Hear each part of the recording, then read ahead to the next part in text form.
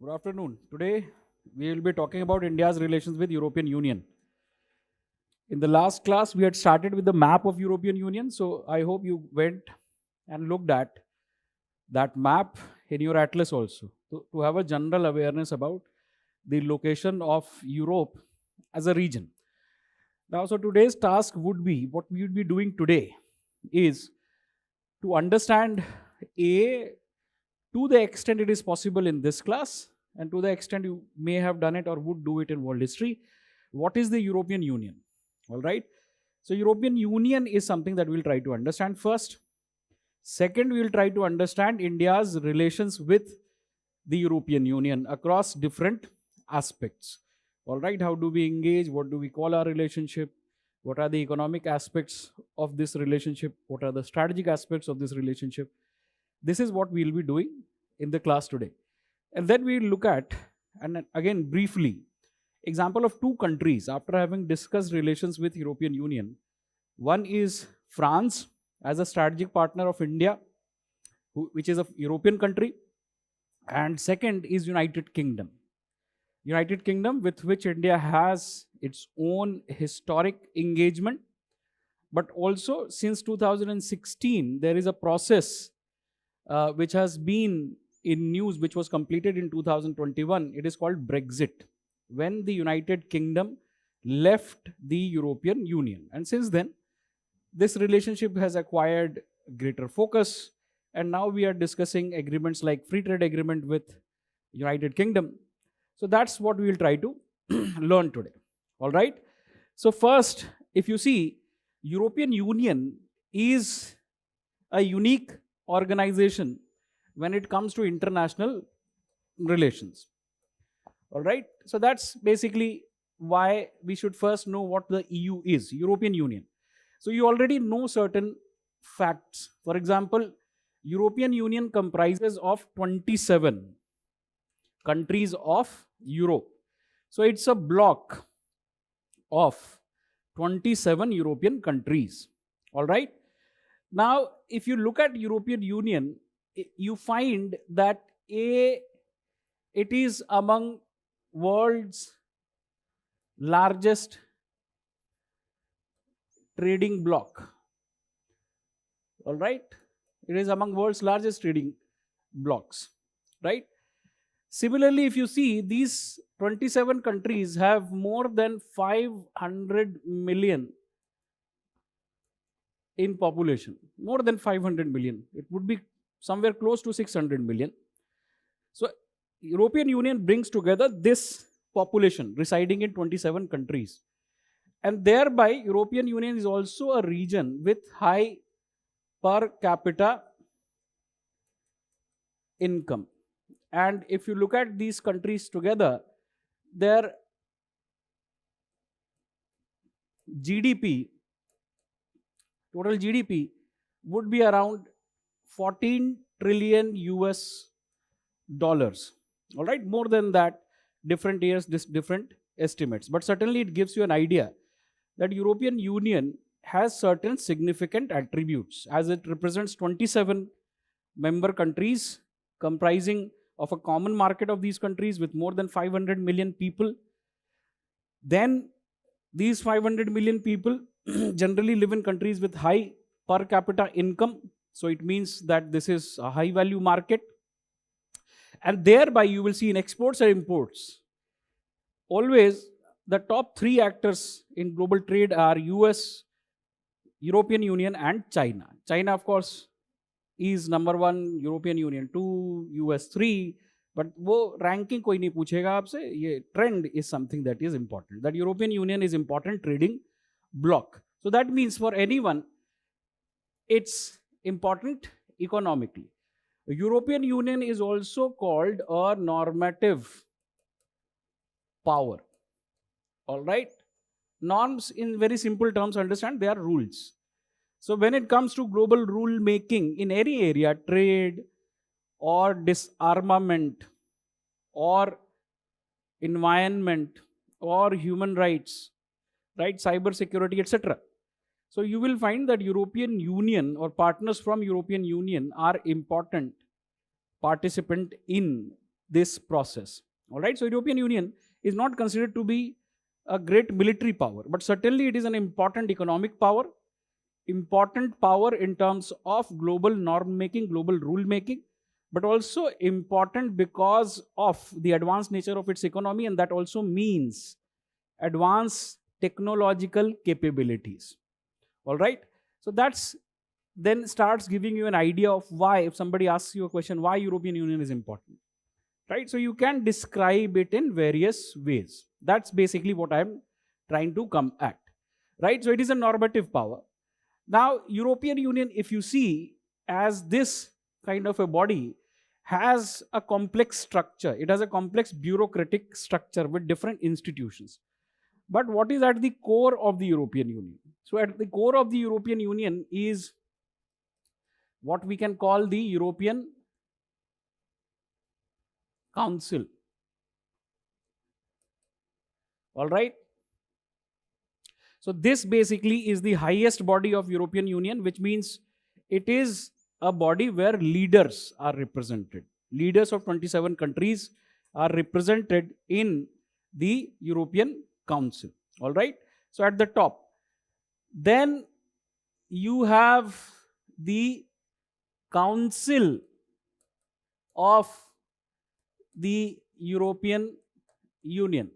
All right. So it's like the Council of Ministers that we have. So if you remember, President, Prime Minister, Council of Minister, right? So leadership body is the first one, European Council, and the ministerial body, meaning leaders would not do every work. So ministers would decide on policies or pursue policies divided in different groups. So 27 ministers represent their countries, right? And then they are responsible for initiating legislation or discussing plans, adopting plans are adopted by European Council. And then you have the European Commission. All right? European Commission. So this is like the bureaucracy of European Union. It's the bureaucracy of European Union.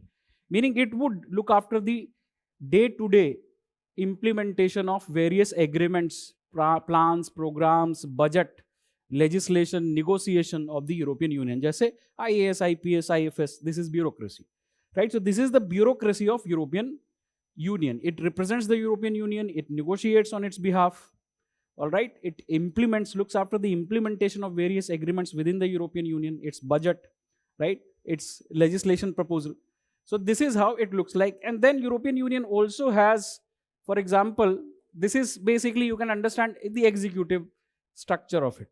All right, then it also has the EU Parliament. So meaning you also have a dedicated legislative body of the European Union as a whole, the European Parliament. All right. So European Parliament is elected, as you understand, in case of Indian Parliament also, the tenure is 5 years and the members are elected on the basis of proportional representation. Each country is given a certain share of seats in the European Parliament. All right. So European Union looks like this. And then it also has established European Court of Justice. All right. European Court of Justice.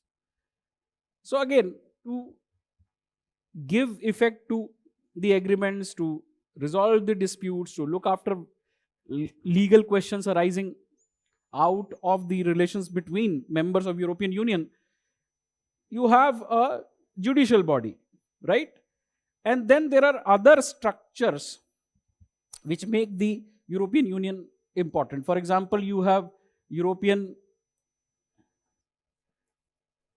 Central Bank or European Investment Bank, right? And you understand that economically, European Union then is a rules-based common market. All right. There are no 27 markets. There is a single European market. All right. So they are based on common rules, regulations.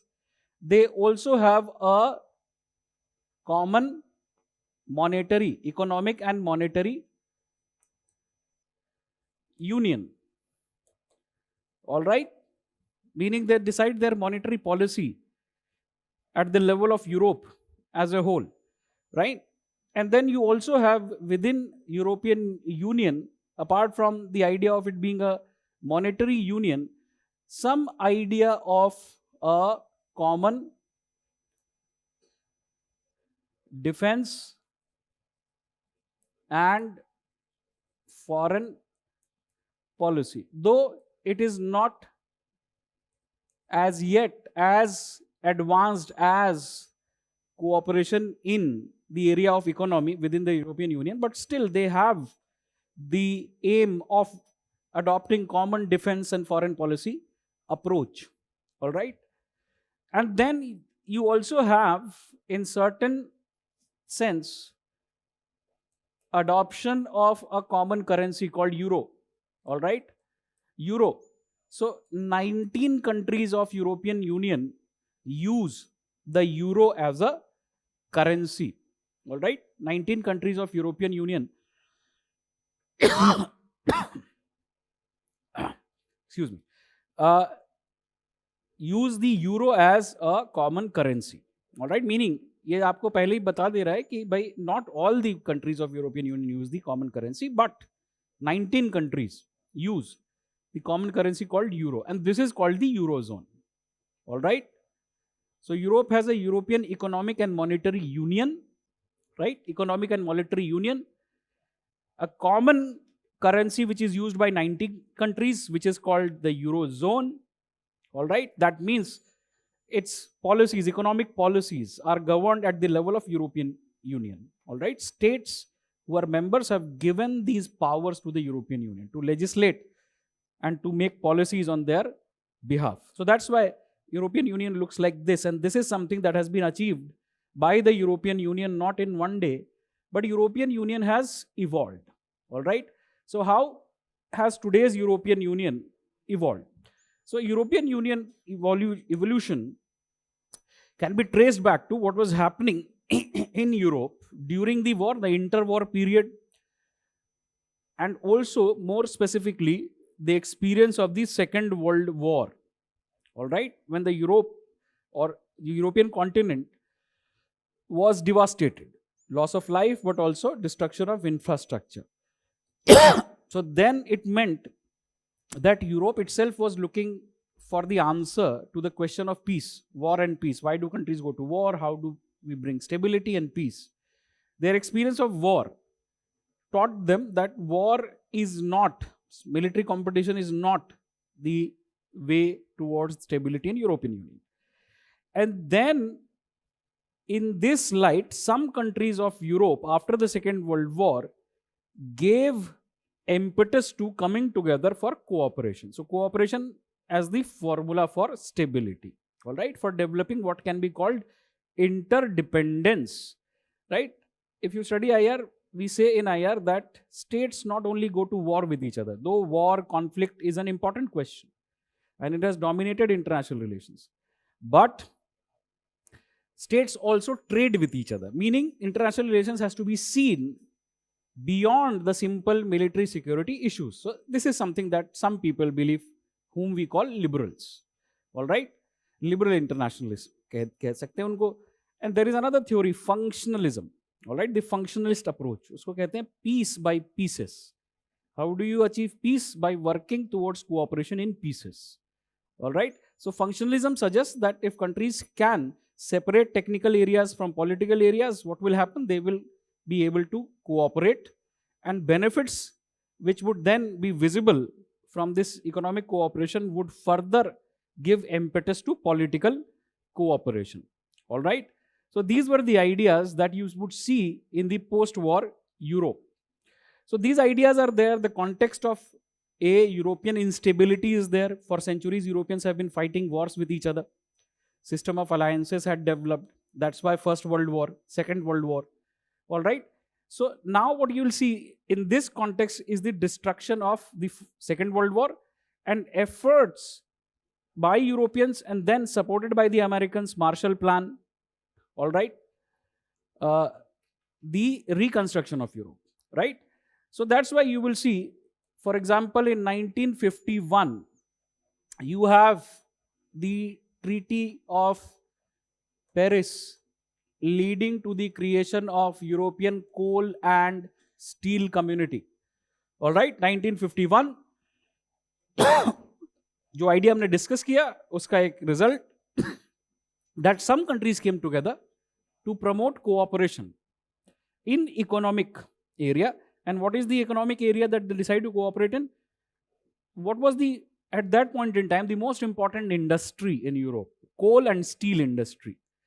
So if you read about world wars, you will find here areas like Alsace-Lorraine, all right, or Ruhr-Rhine region in Germany, right? So these are coal producing region, and that's why certain part of Europe had become leading in terms of this industry, right? So European coal and steel community, who were the part, so Benelux countries plus France plus West Germany plus Italy. All right, and I hope that you will know what the Benelux countries are, because when I showed you the map in the last class, I had told you. All right, so these countries came together and formed the European coal and steel community. Now, this cooperation leads to development of institutions to look after, review cooperation, progress, etc., making rules, etc. So that is the experience. Now, 1957, you have the treaties of Rome. All right, treaties of Rome. I'm sorry. Treaties of Rome create two other communities. All right, what are the two other communities? One is European Atomic Community, and another is European Economic Community, Euratom and EEC, European Economic Community. All right. So 1951 Treaty of Paris creates European Coal and Steel Community. Now, just understand that this cooperation is now taking root, right? It started and now it is getting advanced. So two more communities, cooperation in the area of atomic energy and cooperation in the area of other economic activities, right? So that's basically what happens in treaties of Rome, right? Where two other communities are created, Euratom and European Economic Community, right? And in the same period, what you will see is councils or representation mechanisms were being developed. So you have now some idea of a European Parliament taking shape, all right? Some idea of European Parliament taking shape in the 1960s. All right, deliberation for cooperation across all these communities now leads to further political cooperation, because now you have a development of, so initially it remains a appointed one, nominated one, and then in the 1970s you have elections to this starting. All right, 1970s elections start, and by 1967, all right, early 1960s European Parliament, the concept comes up. 1967, all the three above communities are merged. All right, European Coal and Steel Community, European Atomic Community, and European Economic Community. They are merged into one single community, which is called European Community. All right, so now you have the European Community. The three communities are subsumed under it. So now you will see European Union starts taking the shape in which we look at it today. So economic cooperation is advancing, negotiations are advancing, policy making is advancing, institutions are being created, and a common community comes up. 1970s, you will see new members coming in. For example, 1973, UK becomes, 1973-74, UK becomes a member of the European Community.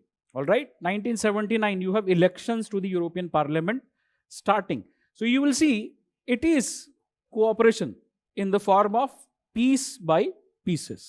All right, and this is how cooperation takes place. It cannot take place in one night, one day, 1 month. All right, so that's why when people become close minded during their preparation, they forget that service is going to be for 30 years. What is the reality today may not be the reality 10 years from now, 20 years from now. So choose your commitment. To what is your commitment? Changing fashion or to something fundamental like a constitution, or इसीलिए सिखाते हैं सिर्फ foundational values of civil service, because these are permanent. All right, not the fashion of the day or the political conditions of the day. And this is what history teaches you. Why we study history? For this. We get examples of what has happened, what is possible. Right? चलो, पर history का एक और use है कि आप history के गुलाम बन जाएं. You keep on debating unimportant issues endlessly. That is something that can also happen. So sometimes history is best debated between people who are capable of doing that, in the sense professionally. Right? So after a while, you would have to learn that something which has not happened in history, it is not necessary that it would not happen, it would not be possible in the future. Right? So that is basically a balance between learning from history and not becoming, tied down to history. अभी तक ऐसा नहीं हुआ इसलिए आगे ऐसा नहीं हो सकता. Right? एक केस में ऐसा नहीं हुआ तो history will give you example कि in some other case it has happened, so it is possible here. All right? So that is your relation with history, if you want to understand, and this is what we are trying to understand about the European Union. So now these developments lead to a moment where these countries had already been discussing adoption of a broader and deeper institutionalized form of cooperation, strengthening the already existing cooperation. So this process culminates into 1992, month of February, signing of what is called the Maastricht Treaty. All right, 1992, Maastricht Treaty is signed, which comes into effect in Maastricht Treaty because Maastricht is the place where it is signed, right? So the Maastricht Treaty, we can think, is the coming together of all this development which was taking place since 1950s. All right, it's a culmination of a process. So always understand, many of the things that you study is not an event, it's a process, historical process that you are looking at, right? So Maastricht Treaty lays down the foundation of the modern European Union with a clear idea of consolidating cooperation among the member countries across the areas of economy, policy making and legislation, but also, more importantly, towards a common defense and foreign policy. This is what Maastricht Treaty contains, right? And now you will see the further deepening of economic cooperation, right? So that's why you will see, for example, 1999, by this time, Europe is a common market.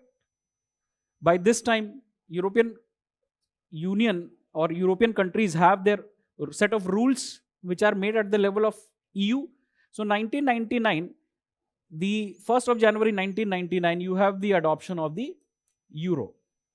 All right, first, the euro as a currency is used only by financial institutions, right? Financial markets. And by 2001, it becomes adopted at the public level also. But it is launched in 1999. This is basically launching of the euro zone.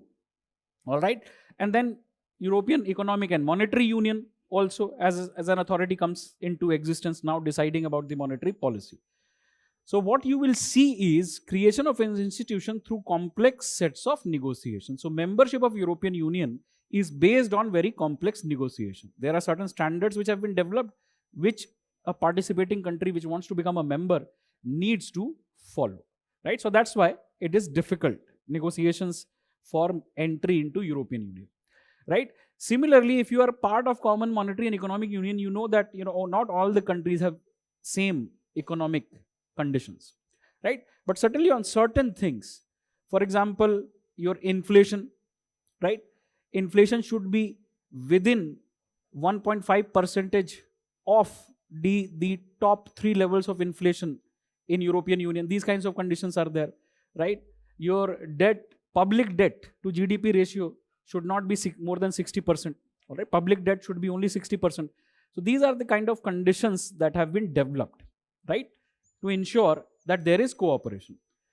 Now, what you see is by 2009, so now your expansion of the European Union is also ongoing, and development and consolidation of rules and adoption of these rules at the public level is also ongoing. So adoption of Treaty of Lisbon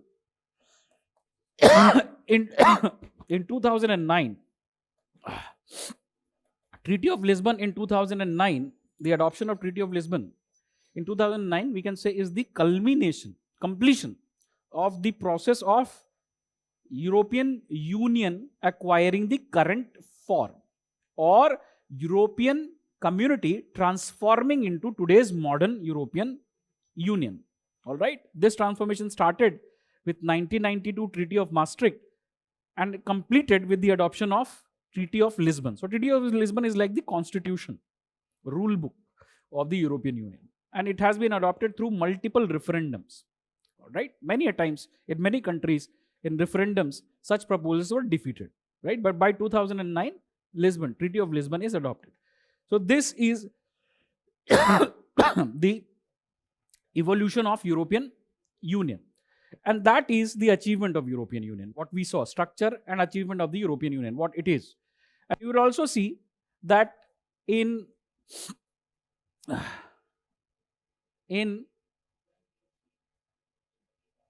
2012, the European Union was awarded Nobel Peace Prize. All right. So this is European Union, descriptively and in terms of its evolution in the current form. But how do we conceptually define it? So what we see as today's European Union can be described as a supranational institution. All right. Or if you want to add some other terms to it, you can say that it is a hybrid supranational organization. All right. What is the meaning of the term hybrid? So it simply means that European Union displays the attributes of both an international organization but also a nation state. All right. It has the attributes of both an international organization and a nation state. All right.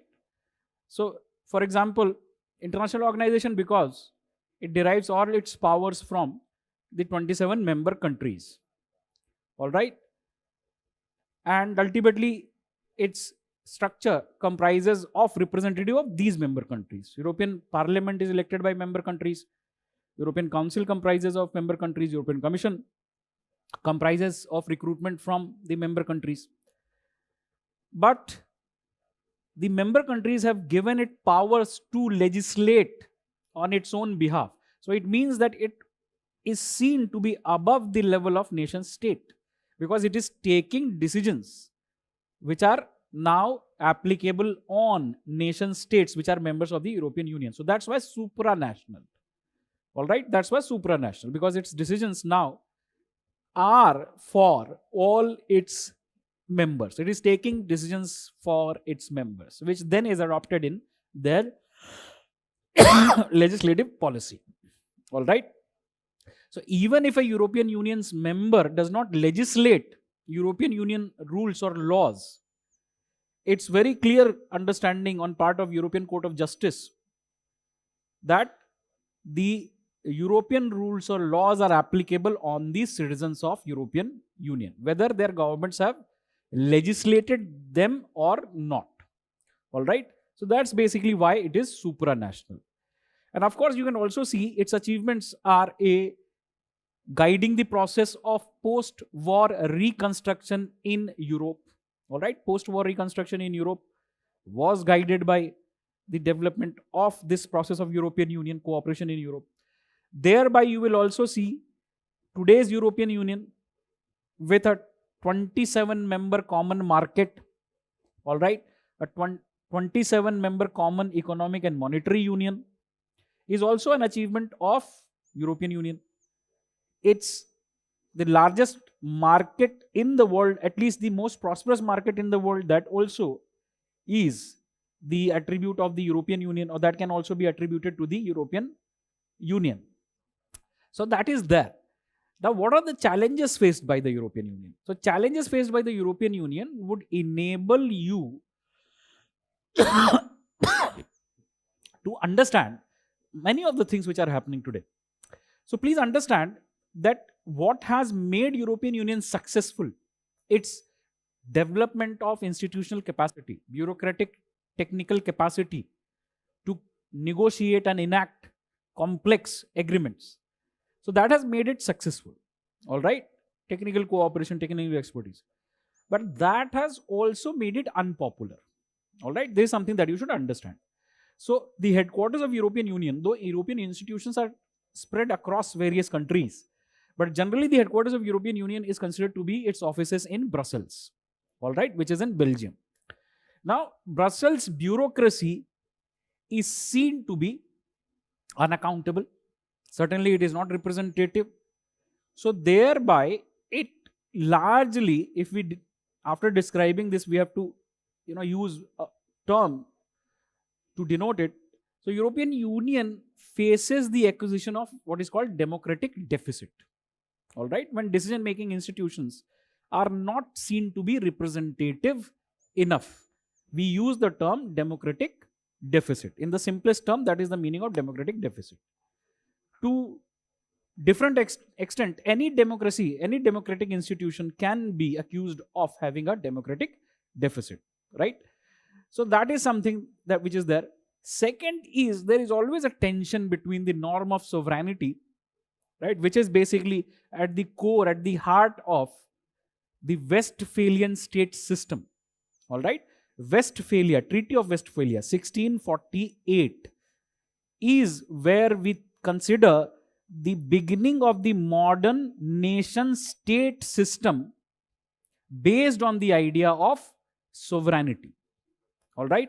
So sovereignty has been instrumental in the creation of this state system that we understand today. Many of you can't think beyond states.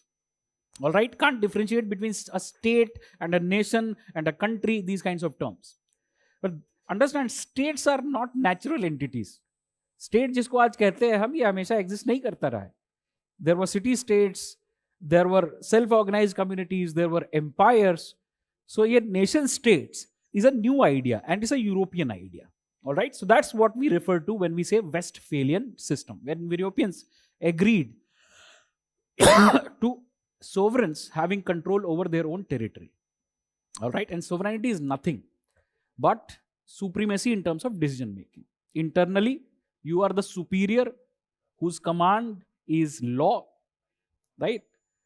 And externally, you are the superior you are the peer who has no superior. Nobody can dictate rules to you. This is the basic idea of sovereignty.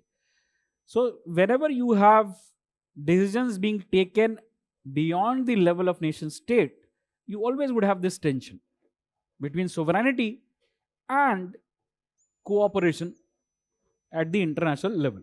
So that also goes with the idea of democratic deficit, right? Some places you have difficulties because people accuse European Union to be responsible for many of the policies in their country, right? And they say that our decision making should be within our country, in our sovereign institution.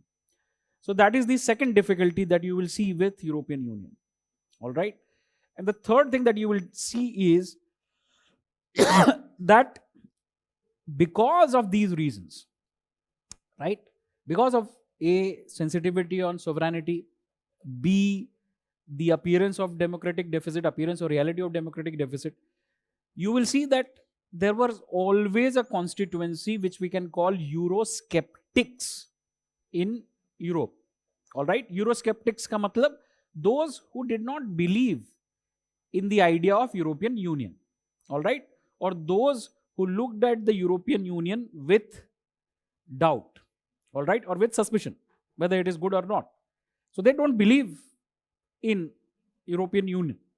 And every country would have such voices. We call this collectively Eurosceptics, all right, or those who are skeptical about the European Union or their country's membership of the European Union, right? So Euroscepticism is most visible in what has been unfolding since 2016 in the form of Brexit, when Britain left the European Union. That is called Brexit. So Britain held in 2016 a referendum.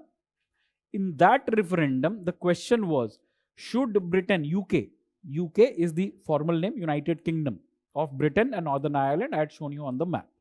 So the question in the referendum was, should Britain remain in the European Union or leave the European Union? All right. So most of the people had expected that the vote would be in favor of UK remaining in European Union. But the outcome of the referendum was surprising to many, including the then Prime Minister David Cameron of UK. He resigned after that. He said, I cannot steer the ship of my country now, because he did not believe in leaving the European Union. So UK decided to leave the European Union, and that is one example of what European Union faces. That there is Euroscepticism in many of its member countries. All right, that is another challenge, right? And next, what you will see is, apart from these, so this means that on many of the issues, European Union is cohesive. On trade rules, European Union is cohesive. But on many of the political questions, there has been a lack of cohesion within the European Union. Why? Because different countries have different histories, have different ways of thinking, different languages, all right, different national positions on many of the issues. So it is not always easy to reconcile political positions, all right. So this means then that European Union has been facing another problem. So if you see, it had contradictions in terms of its engagement with Russia and US, all right, because different European countries see US as a security ally, but Russia is their neighbor, all right, and they have been engaging with Russia in areas like energy, all right. So lack of cohesion, for example, on position on Russia, which is instrumental today, right? Now the second thing is, this lack of cohesion is also visible in terms of values. So when European Union discussed the issue of refugees, all right, for example, 2011 onwards, there has been civil war in Syria, Afghanistan, etc. And there has been an ongoing issue of people from Africa and different parts of the world trying to enter into European Union. All right. So some countries like Germany under Angela Merkel, the previous leader of Germany, adopted a liberal policy. They welcomed the refugees. All right. Within Germany, far right opposed it. All right, the right wing opposed it. So within Germany also there are differences. So similarly, you will see countries like Hungary, Romania, which are almost at the border of European Union. They wanted to close their borders. All right. So on the issues like refugees, migration, mobility, for example, European Union still has to develop a cohesive position. All right, still has to develop a cohesive position. All right. Now, then you will also see such being the case on matters like liberal democracy. For example, some of the countries like Hungary within European Union, Hungary's leader is Viktor Orban. Kabhi na kabhi aap akhbar mein padhenge. So under Viktor Orban, Hungary, or the leadership describes Hungary as an illiberal democracy. All right. So on many of the norms, such as democracy and what constitutes democracy, what are the elements of liberal democracy, there are divergences. All right. Right. So we can call this normative differences or differences on the issue of rule of law. All right. So this question of rule of law, right, is discussed quite extensively in these countries. So that's the another problem. I gave you many examples, but what we are talking about, lack of cohesion on many political questions, issues. That is something that European Union would have to grapple. So we can say that European Union has much achievement to its credit, but European Union still has to come to grips with many of the challenges which it has been facing, right? And this is an ongoing process. This is something that the European Union should debate, discuss within itself. So now we understand what European Union is, and we understand issues surrounding the European Union. And that's basically what you should understand, that after you have known this, you should keep on reading newspaper, because UPSC asks questions on the basis of current affairs on European Union. These basics would help you, at least in understanding what the European Union is, or help you in developing comfort with European Union, right? So this is one task that we had, which we discussed. Now the second thing that we need to discuss is India's relations, India's engagement with the European Union and some of the European countries. So that's basically what we will see. So for that also we can build a structure.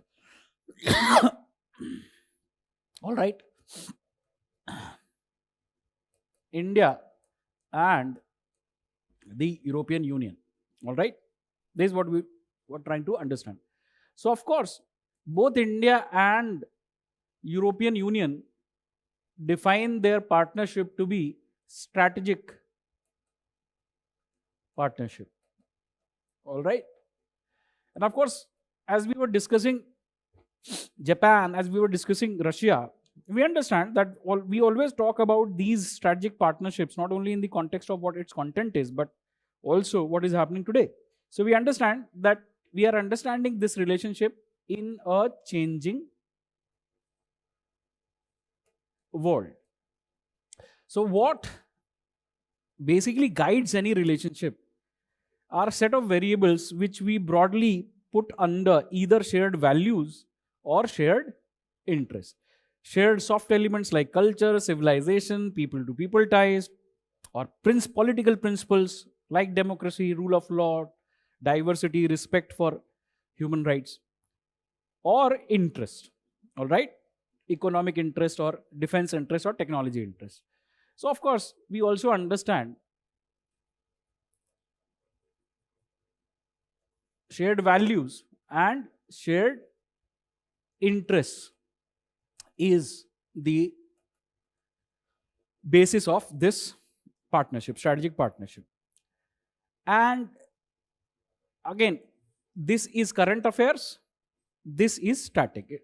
Next year, we would not start saying that it is not based on shared interests and values. It would remain the case.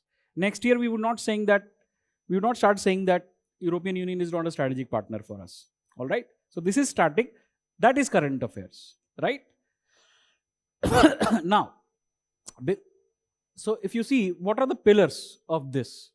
So we can say that A, shared values, shared interests, democracy, or rule of law, or both sides respecting diversity, right? Or both sides respecting a rules-based order globally across various areas, be it trade or any other area of engagement between any two countries, right? Or different countries. So that's there. But we also see that this relationship has advanced through stages. So we can say that India's relations with the European Union, as we see today, can be dated back to 1960s. All right. And then we have agreements with the modern European Union also for cooperation dating back to 1994. All right. So all this while, what you will see is, of course, Europe is important, right? And of course, any country like India would like to have relations with Europe. But European Union itself is going through a process of consolidation and defining itself. The clearer the European Union is, the clearer our relations with it would be. So that's why you will see that there has been, and these are, as you see, when we start describing interests, we first say diplomatic and political engagements have shaped this relation. All right? Diplomatic and political engagements have shaped this relation. In what form? Now, you have various examples, dialogues, visits. All right? So that's why you will see India and European Union hold summits, right? Since 2000 2000 से summit hold करते हैं. इसी summit में 2004, when in 2004 the summit took place, India and European Union decided to upgrade their relationship to strategic partnership. All right? इसके अलावा अब जो एक डायलॉग होता था, foreign policy and security consultation at the level of foreign ministers, these kinds of dialogues are there, right? So bilateral dialogues are there, and not only in these areas. Every year, every few years, you will see India and European Union launch a dialogue, right? So from environment to migration mobility to cyber security to maritime cooperation, on water, on technology, on environment, on all these aspects, India and European Union have established various dialogues. All right? So that is there. There are interactions at the level of European Parliament as well. That is there. So this is what we call political and diplomatic aspects of relationship.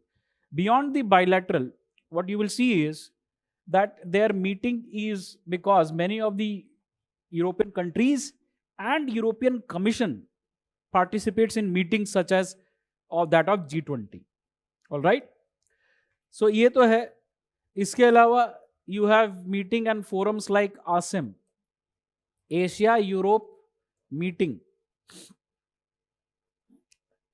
which brings together the leadership of Asian countries as well as European Union, right? So it has been taking place since 1996, and in 2007 India formally started participating in the ASEM meeting, Asia Europe meeting. ASEM is Asia Europe meeting. So we understand that there are various dialogues, interactions which have shaped and continue to shape this relation. So for example, the 15th summit between India and European Union, if you see static current affairs, 15th summit took place in 2020. Apart from that, in 2021 there was a leaders meeting virtually. All right? So that's something that keeps on happening. And whenever this happens, this relationship would come into news. That's what you start calling current affairs. All right? So current affairs is not necessarily establishment of something new all the time. It is continuation of something which is already taking place. Right? So 15th summit, leaders meeting 2025. And then in these kinds of meetings, you will see documents being adopted. For example, for every 5 years, India and European Union would adopt a roadmap. All right? Roadmap meaning list of areas where cooperation is needed, where they would have advanced cooperation. Right? So they adopted roadmap for India EU strategic partnership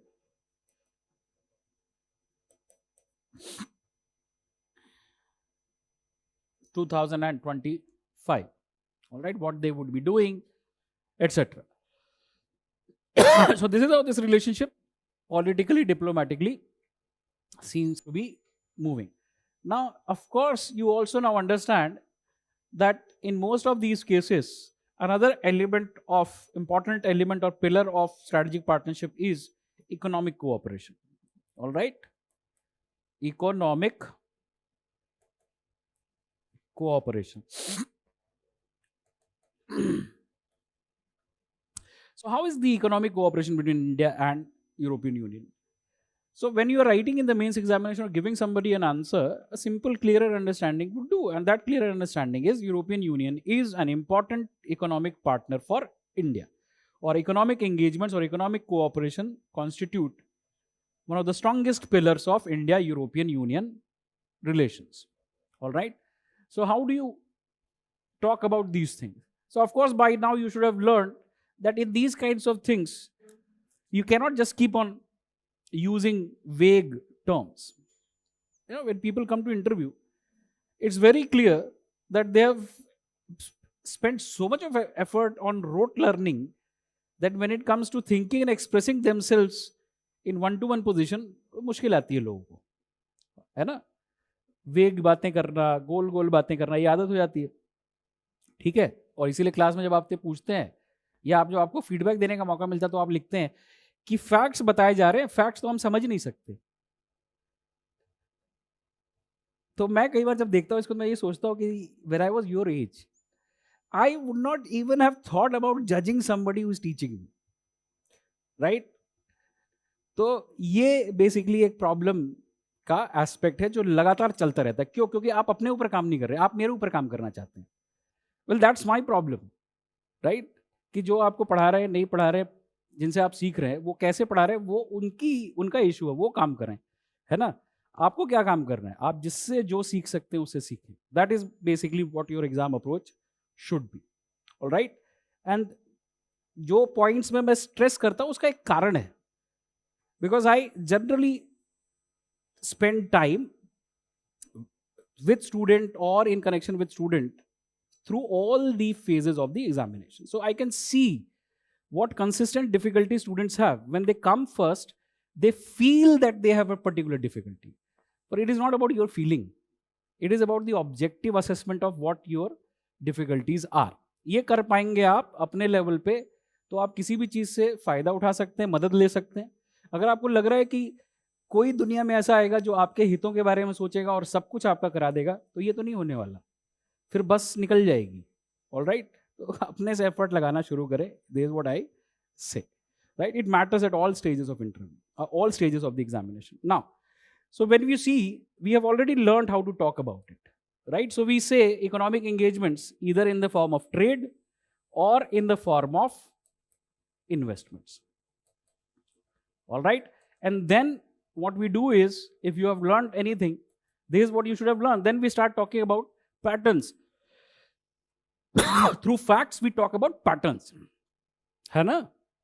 Facts represent our awareness, कि हम aware हैं किसी चीज के बारे में, है ना? कहानी कोई भी सुना लेता है. We human beings are story telling animals, ठीक है? तो बोलने में, कहानी सुनाने में हमें दिक्कत नहीं होती, और जब कहानी को एक स्ट्रक्चर देना होता है, प्रॉपर फैक्ट्स लाने होते हैं उस कहानी में, तब दिक्कत होती है, right? So anywhere when you are writing and और when you are speaking, if you can differentiate yourself from what is generally true, किसी ने बहुत जनरली सही सही बातें लिखी हैं, है ना?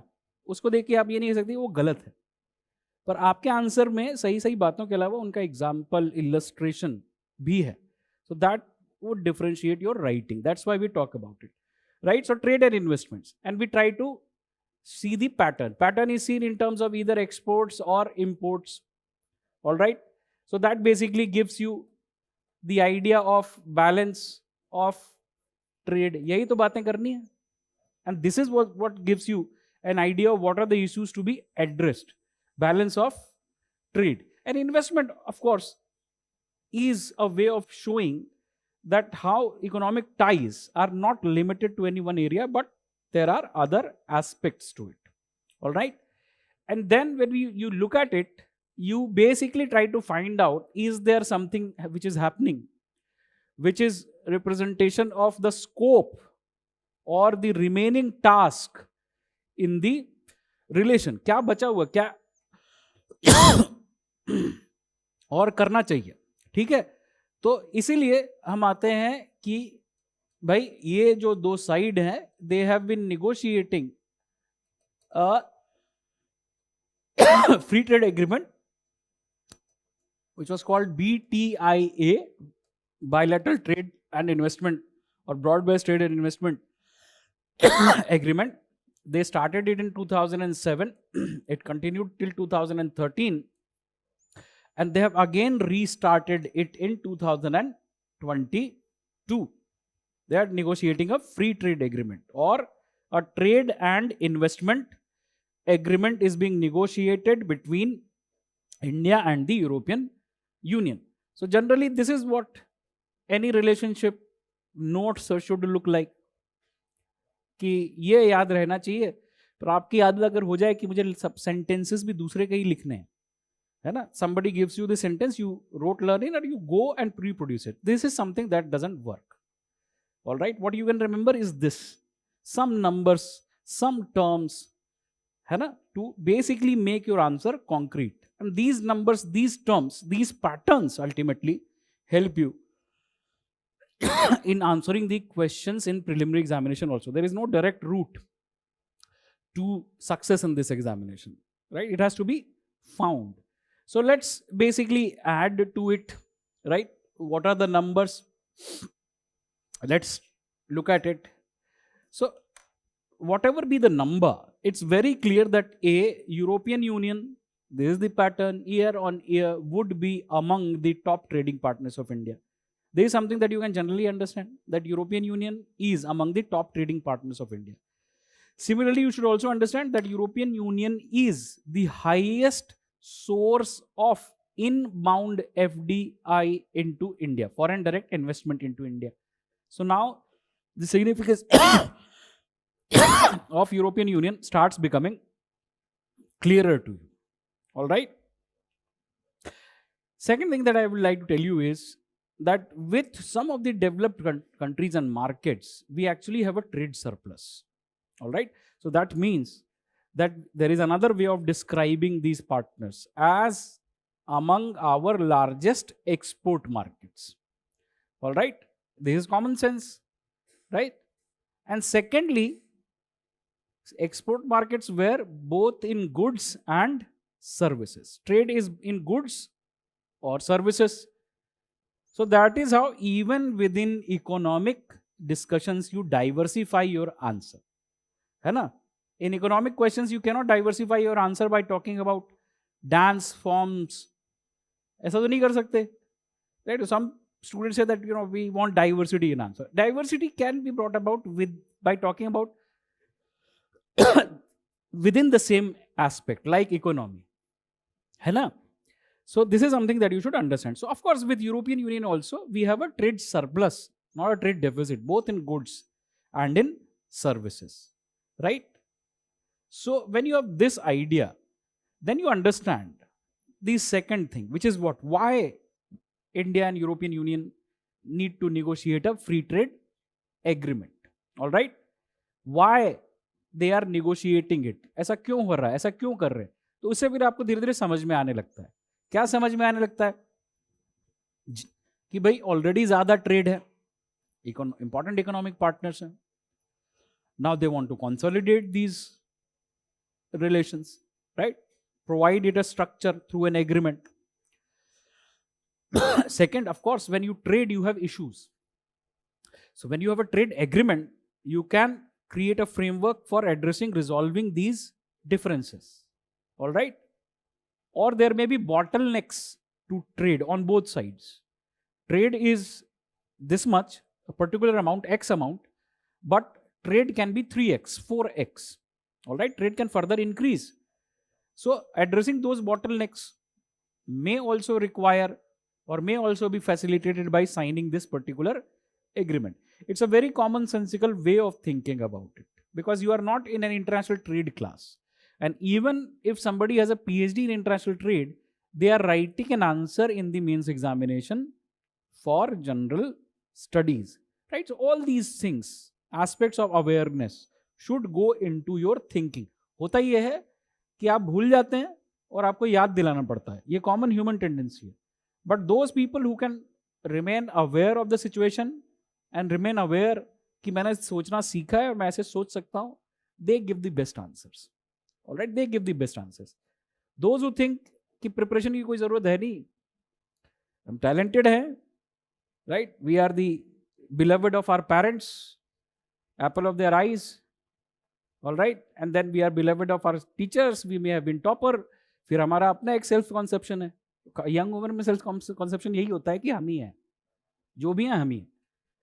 But those who can come out of this and understand that ultimately this is a process of becoming an adult, becoming self-reliant, ultimately also perform well in the examination. ऐसा भी होने लगता है.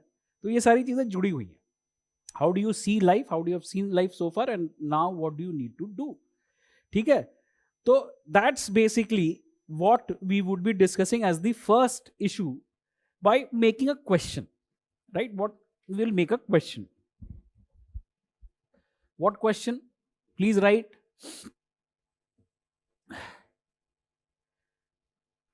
Economic engagements constitute economic engagements constitute an important pillar of India European Union strategic partnership. India European Union strategic partnership. In the light of the statement,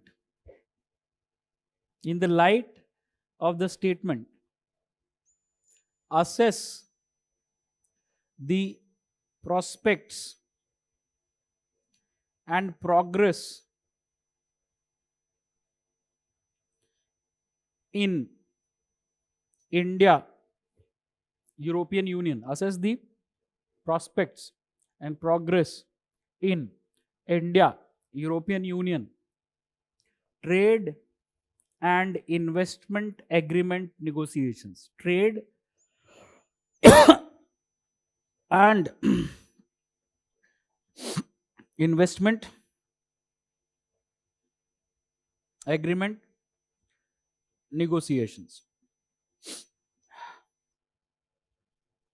Right? So hopefully you wrote the question. If you notice, the question has two parts. One is a statement, all right, so which can be substantiated with simple facts, but those facts would go into the assessment of prospects and progress also, right? So it is about facts.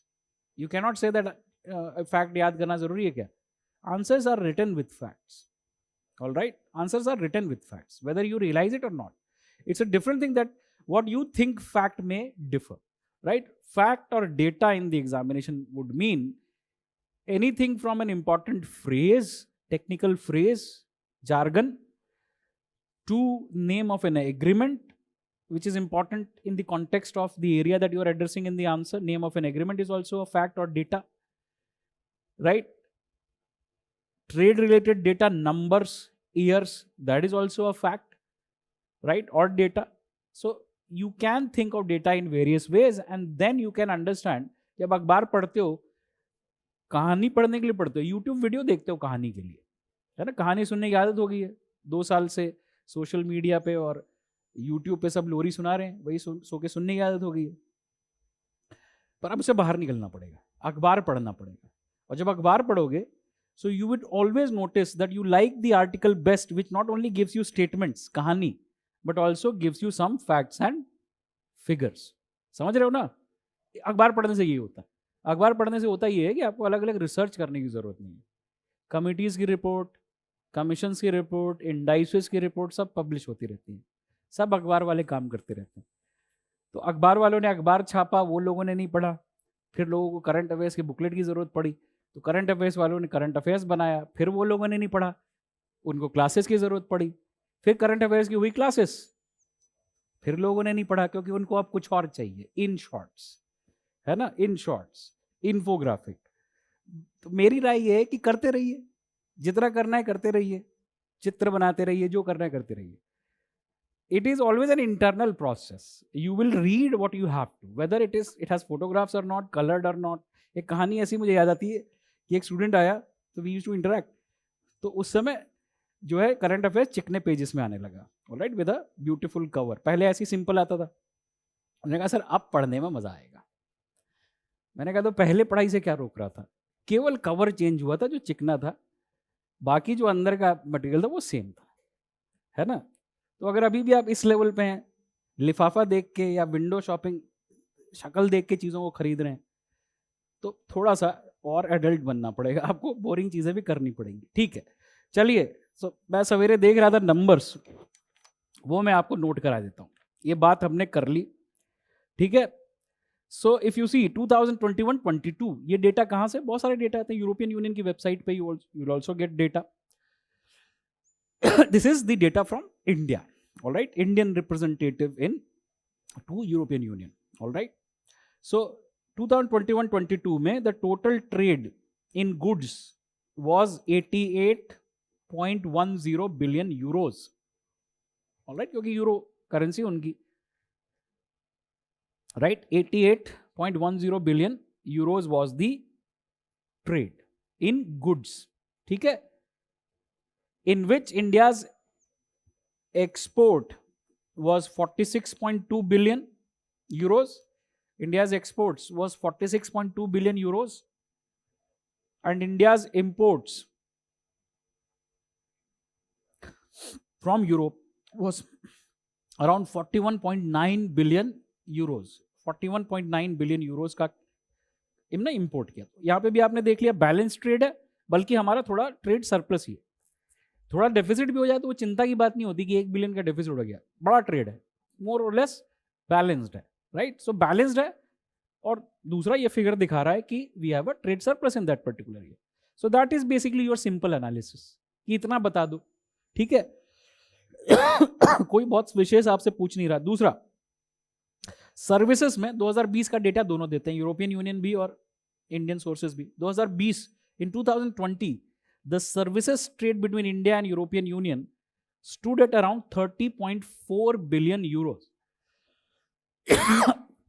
30.4 billion euros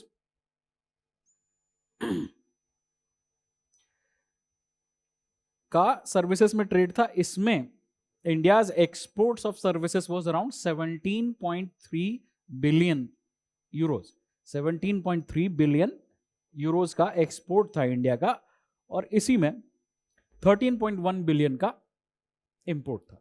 imports amounted to in services 13.1 billion and export 17.3 billion,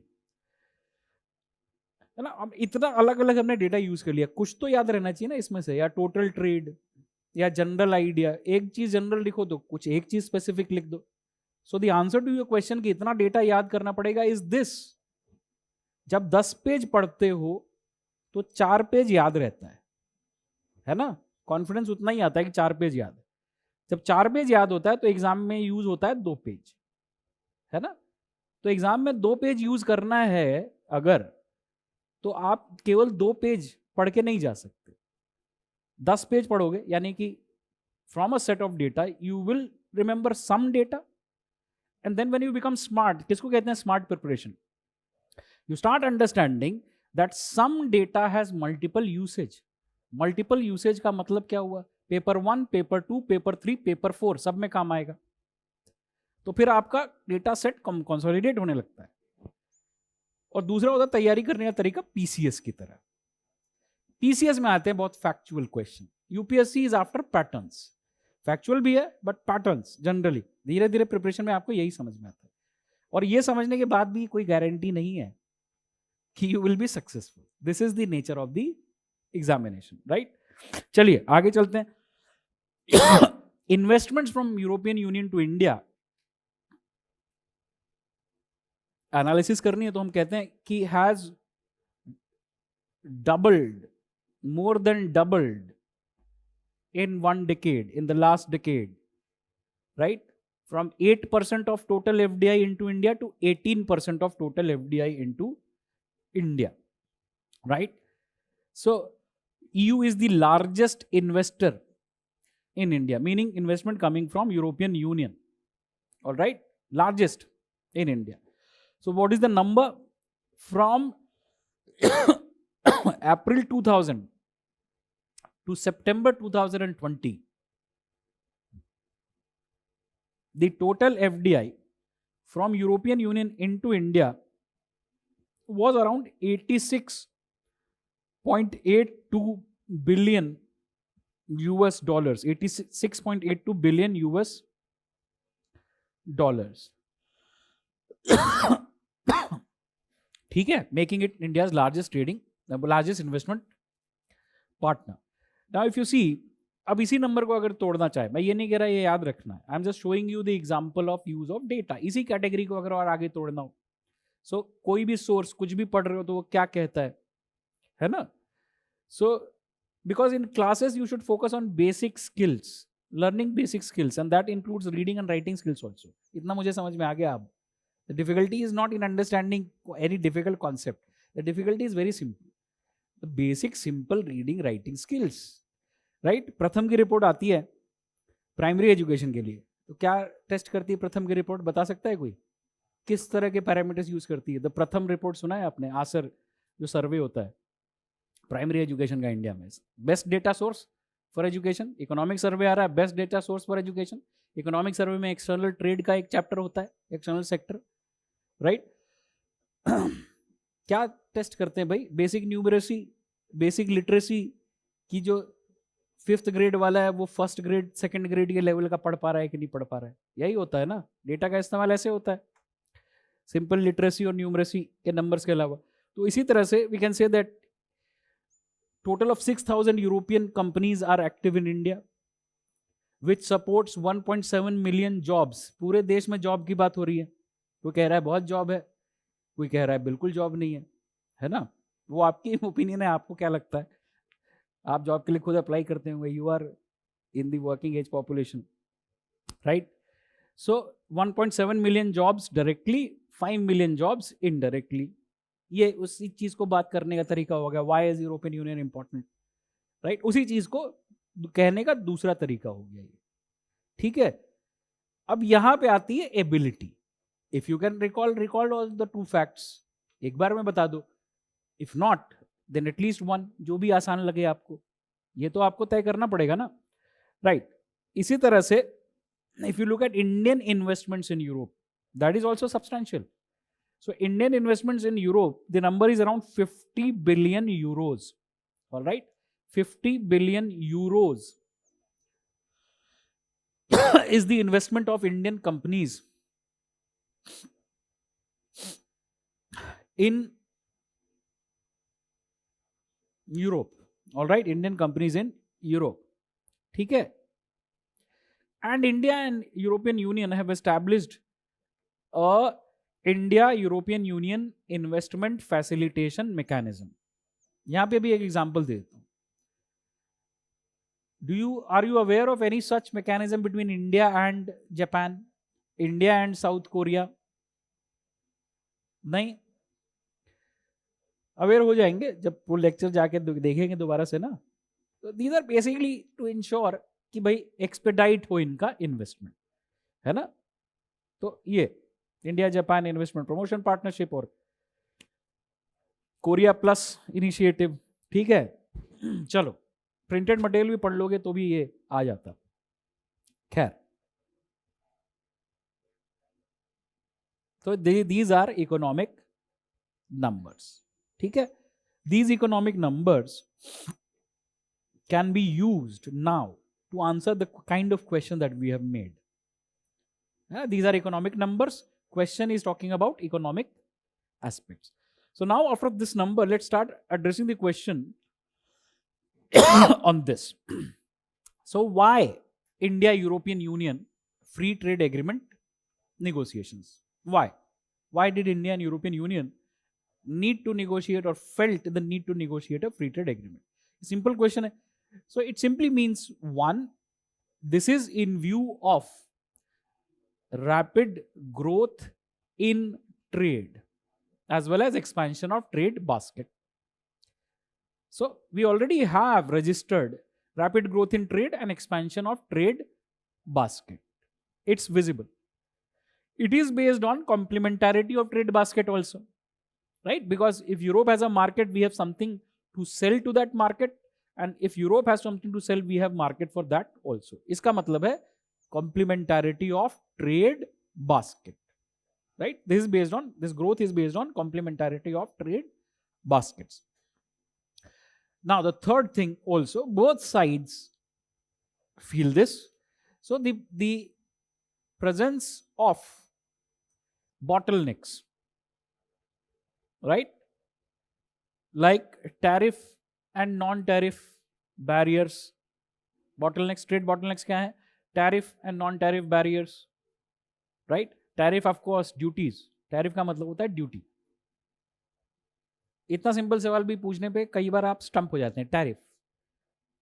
अब tariff का मतलब simple dictionary में देखने आपको पता चल जाता है, लेकिन आप इंतजार करते रहें कोई और आपको बताए, so it would become difficult, right? So tariff and non tariff barriers. Non tariff का मतलब रेगुलेशंस, रूल्स, इंस्पेक्शंस, इस तरह की चीजें.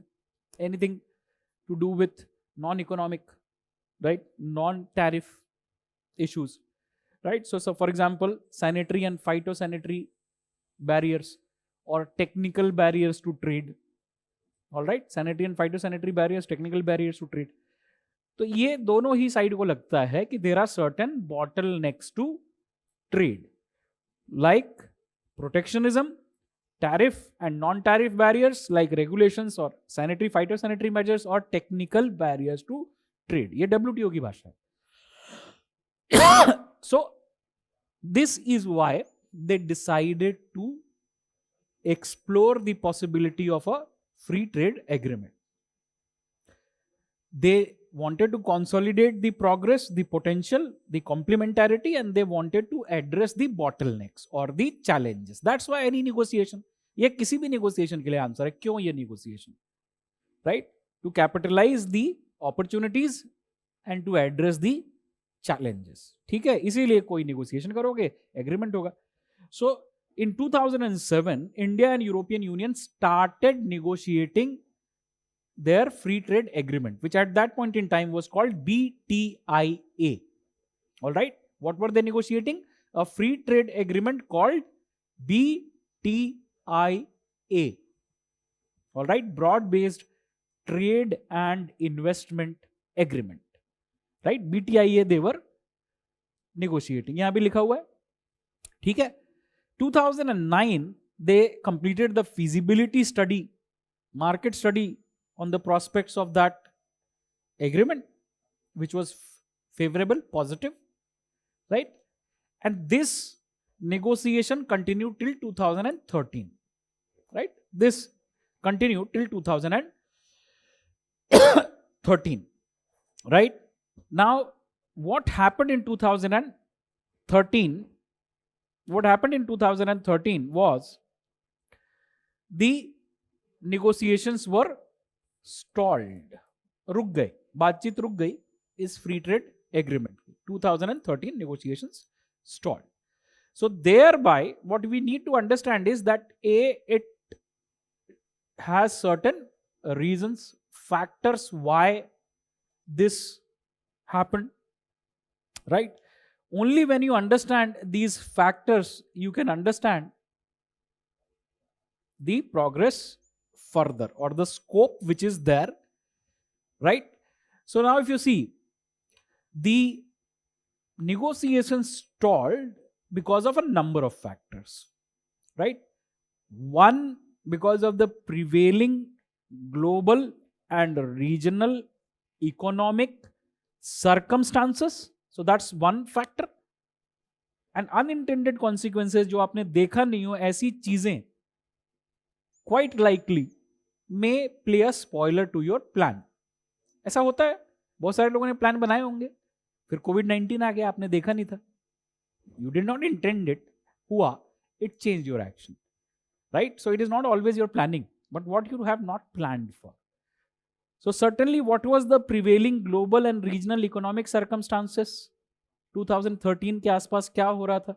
अब 2013 के आसपास क्या हो रहा था, एक दो क्या दिमाग लगाने का तरीका कि 13 का ईयर मुझे याद नहीं है, पर ब्रॉडली जब आप पढ़ते हैं तो आपको एक आइडिया लग जाता है. 1995 WTO is formed. 2001 Doha development round is launched in WTO. Negotiations continue. Differences between developed and developing countries are very visible, right? And in that context, what you will see is the formation of G20. What is G20? G20 is a dialogue platform bringing together world's advanced industrial economies and world's emerging and developing economies. है ना? तो ये आके साथ में क्या बात कर रहे हैं? इकोनॉमी के इशू के बारे में बात कर रहे हैं. ठीक है, 20 लोग हैं, WTO में 166 लोग हैं. तो दुनिया ऐसे चलती है, इसी को कहते हैं रूल्स बेस्ड ऑर्डर. ठीक है, तो now in 2008 G20 starts it's first summit. पहली बार G20 की समिट्स कब होती हैं? इंडिया समिट कर रहा है 2008 में. 1999 G20 is founded as an economic forum for discussion of issues among member countries.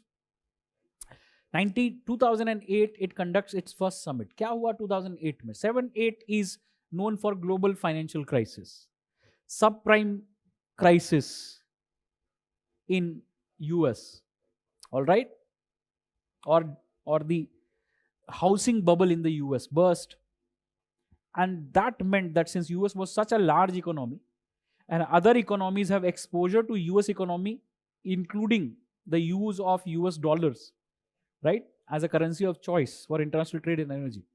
So then this difficulty in European market, in US market did not remain limited to US.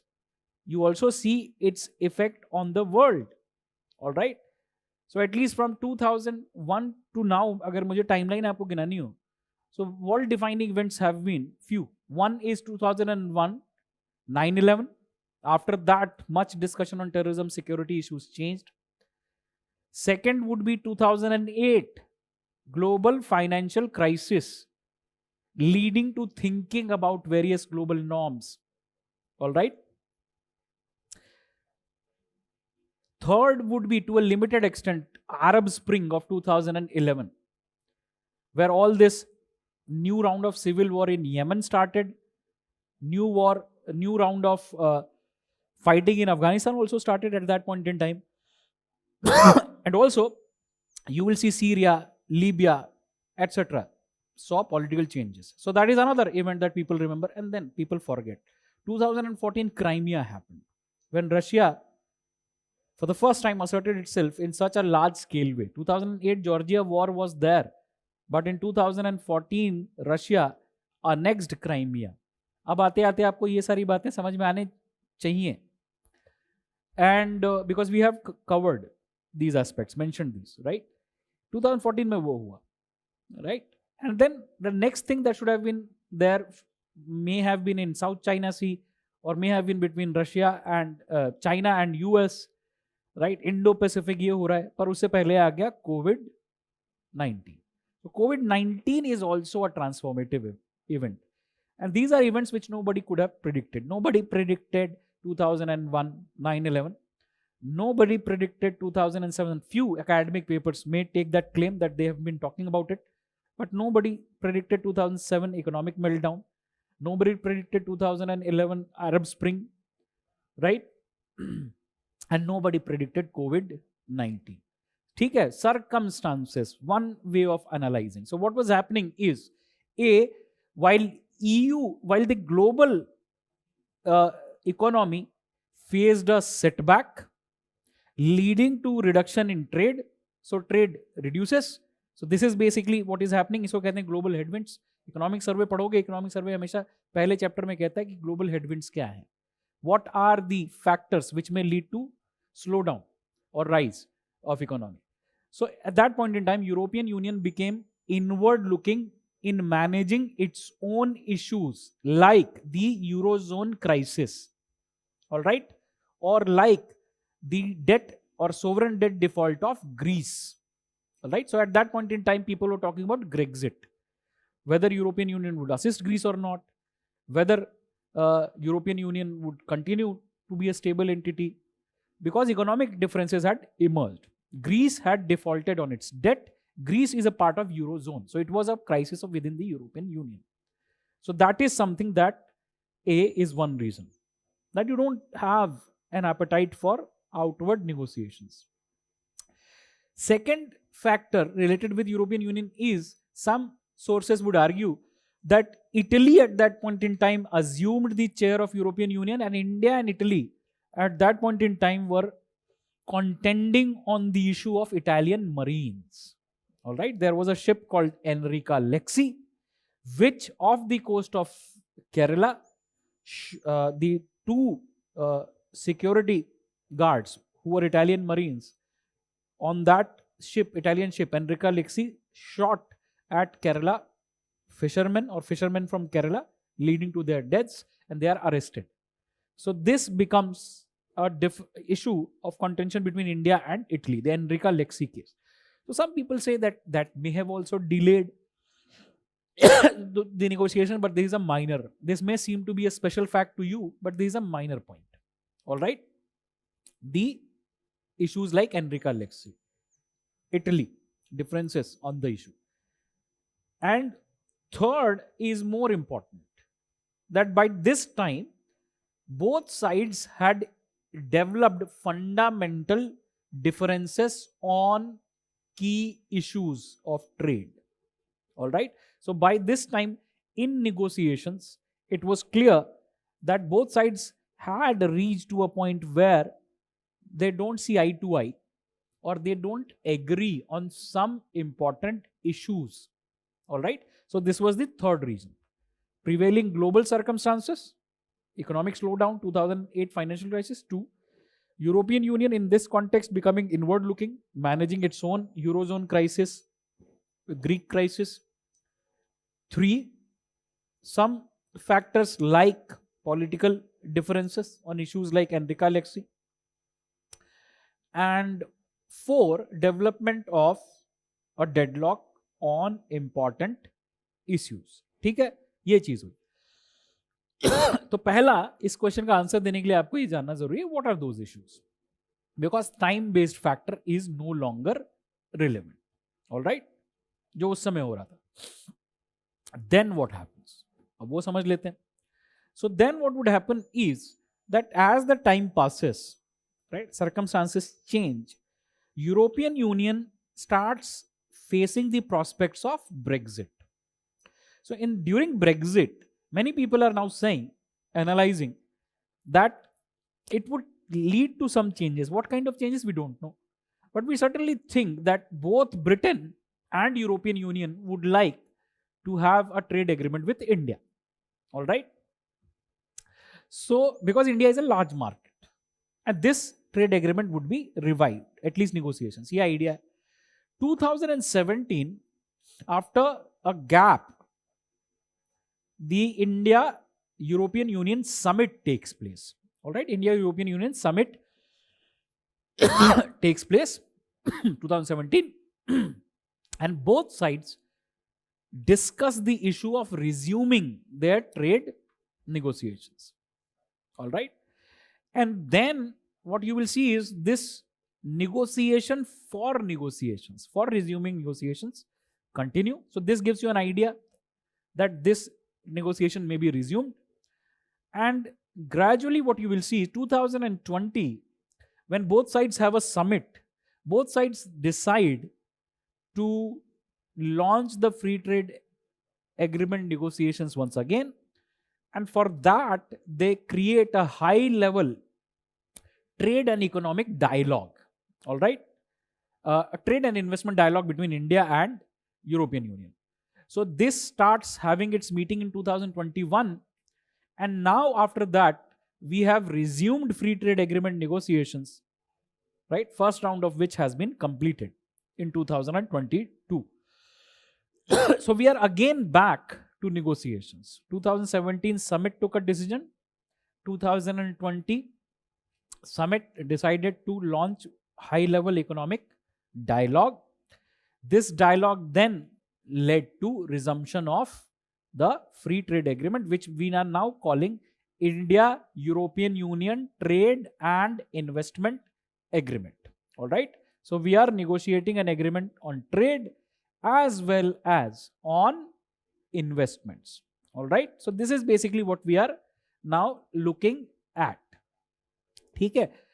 Now, in between, after 2013, between 2013 and 2017, there is another issue which happened, which would require to be addressed. What happened? So India first scrapped, cancelled its bilateral investment treaties with most of the countries, including most of the European countries. Right? Why? Because India by December 2016 adopted a new model draft BIT, bilateral investment treaty. ठीक है? तो India ने scrap कर दी पुरानी treaty क्योंकि it came up with a new draft. अब नए draft में के साथ इंडिया एग्रीमेंट करना चाहता था. Okay, fair enough. So this then raises another difficulty, which is what? So India's new BIT, bilateral investment treaty. Now bilateral investment treaties govern investments, create rules regarding investments. All right, just as free trade agreements are about mainly rules about trade. So this also includes various provisions, include dispute resolution. So one of the factors which has been pointed out is this, that in India's model BIT and in European Union's expectations when it comes to investment treaties, there may be a gap, there may be a difference. What is that difference? So that difference comes from a term which is called investor state dispute settlement, ISDS, investor state dispute settlement mechanism. Now investor state dispute settlement mechanism means when it comes to dispute over investments between the investor and the state, how should it be resolved, right? So it contains those kinds of provisions. So India's model BIT requires an investor to exhaust the domestic remedies for 5 years before they can take a recourse to international proceedings for investment related dispute redressal. मतलब पहले आप high court जाइए, supreme court जाइए. Domestic remedies का मतलब ये होता है कि डोमेस्टिक ज्यूरिसडिक्शन के अंदर जो जो अवेलेबल है पहले वो 5 साल, उसके बाद you can take it to international arbitration or international proceeding. Now any investor would not like this because it is my money. I should have a flexibility. From the perspective of a state like India, the stability investment is important, right? It should not be flight of money, hot capital, which means investment comes today and goes tomorrow. It would create instability. So both of them may have their own perspective, right? But what we are talking about is differences on investor state dispute settlement mechanism between India and European Union based on India's model BIT of 2016 and European Union's own expectations. So that is another issue which has come up. So by example, and even if you read printed material, you will understand this, right? That those of you, any question, please go back and read your printed material. That European Union and Singapore free trade agreement is an example of one of the recent free trade agreements between European Union and any other country. So in that, the investor dispute settlement mechanism is such that an investor is free to take recourse to domestic or international proceeding, right? There is no bar of 5 years first in domestic jurisdiction. ठीक है? तो ये इस चीज को लेके जैसे India इसको देखता है, जैसे यूरोपियन यूनियन इसको देखता है, डिफरेंस है. इसको भी एड्रेस करने की जरूरत पड़ेगी, right? So now, what are the reasons for the way progress has been delayed in India-European Union free trade agreement negotiation? So one reasons related with the circumstances of that time, 2013, which you have written. Now third is the development of fundamental differences. So this is something that is still relevant, because if we negotiate, these are the issues that we will be negotiating, and it is by nature going to be a difficult free trade negotiation. All right, it's a complex negotiation, right? So what are the differences? One, the differences on tariff reduction in goods like spirits and automobiles. All right, so that is one difference. What? On the issue of tariffs on goods. What kind of goods? Example, automobiles and spirits. ठीक है, तो पहला तो ये difference है जो address करना पड़ेगा. Tariff. Second is the issue of data secure status for India. All right, India demands European Union should accord it a data secure status. All right, and European Union has not accorded India data secure status. So on the issue of data secure status also, the differences have to be resolved, right? I hope you are writing also, because I am saying point wise. 2, what is the difference? Difference on data secure status for India.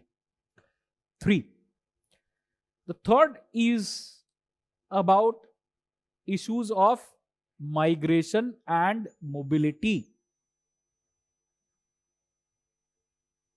Migration, mobility, and ease of movement for professionals. All right, on the part of India, right? India would like easier conditions for the movement of its professionals when they are going to look for work in European markets. So that's the third issue, right? Services. Fourth is, and by now if you don't understand that movement of natural persons is a mode of trade in services, then I can't do anything. But now you know, right? And India, मैंने ये पहले भी mention किया है किसी context में, हमेशा करता रहता हूँ, India being a labor surplus country would always be keen on these conditions. All right. So next issue is on the issue of IPR, intellectual property rights or intellectual property regime, right? Intellectual property regime meaning the provision for intellectual property rights, registration, protection, etc. ठीक है, IPR norms पे. So the difference is very simple. The difference between a developed and developing country, right? So it is on going beyond the TRIPS norms, right? Wherein developed countries would like now to go beyond the TRIPS norms. A country like India says that we are TRIPS compliant. इतना ही पहले समझ लो कि India क्या कहता है, बाद में technical चीजें आप समझना. Intellectual property you study generally in science and technology. All right. So there are differences on intellectual property regime also. All right. IPR, where the difference is example of difference between a developed and a developing economy, right? Where India says that its multilateral commitment is to TRIPS.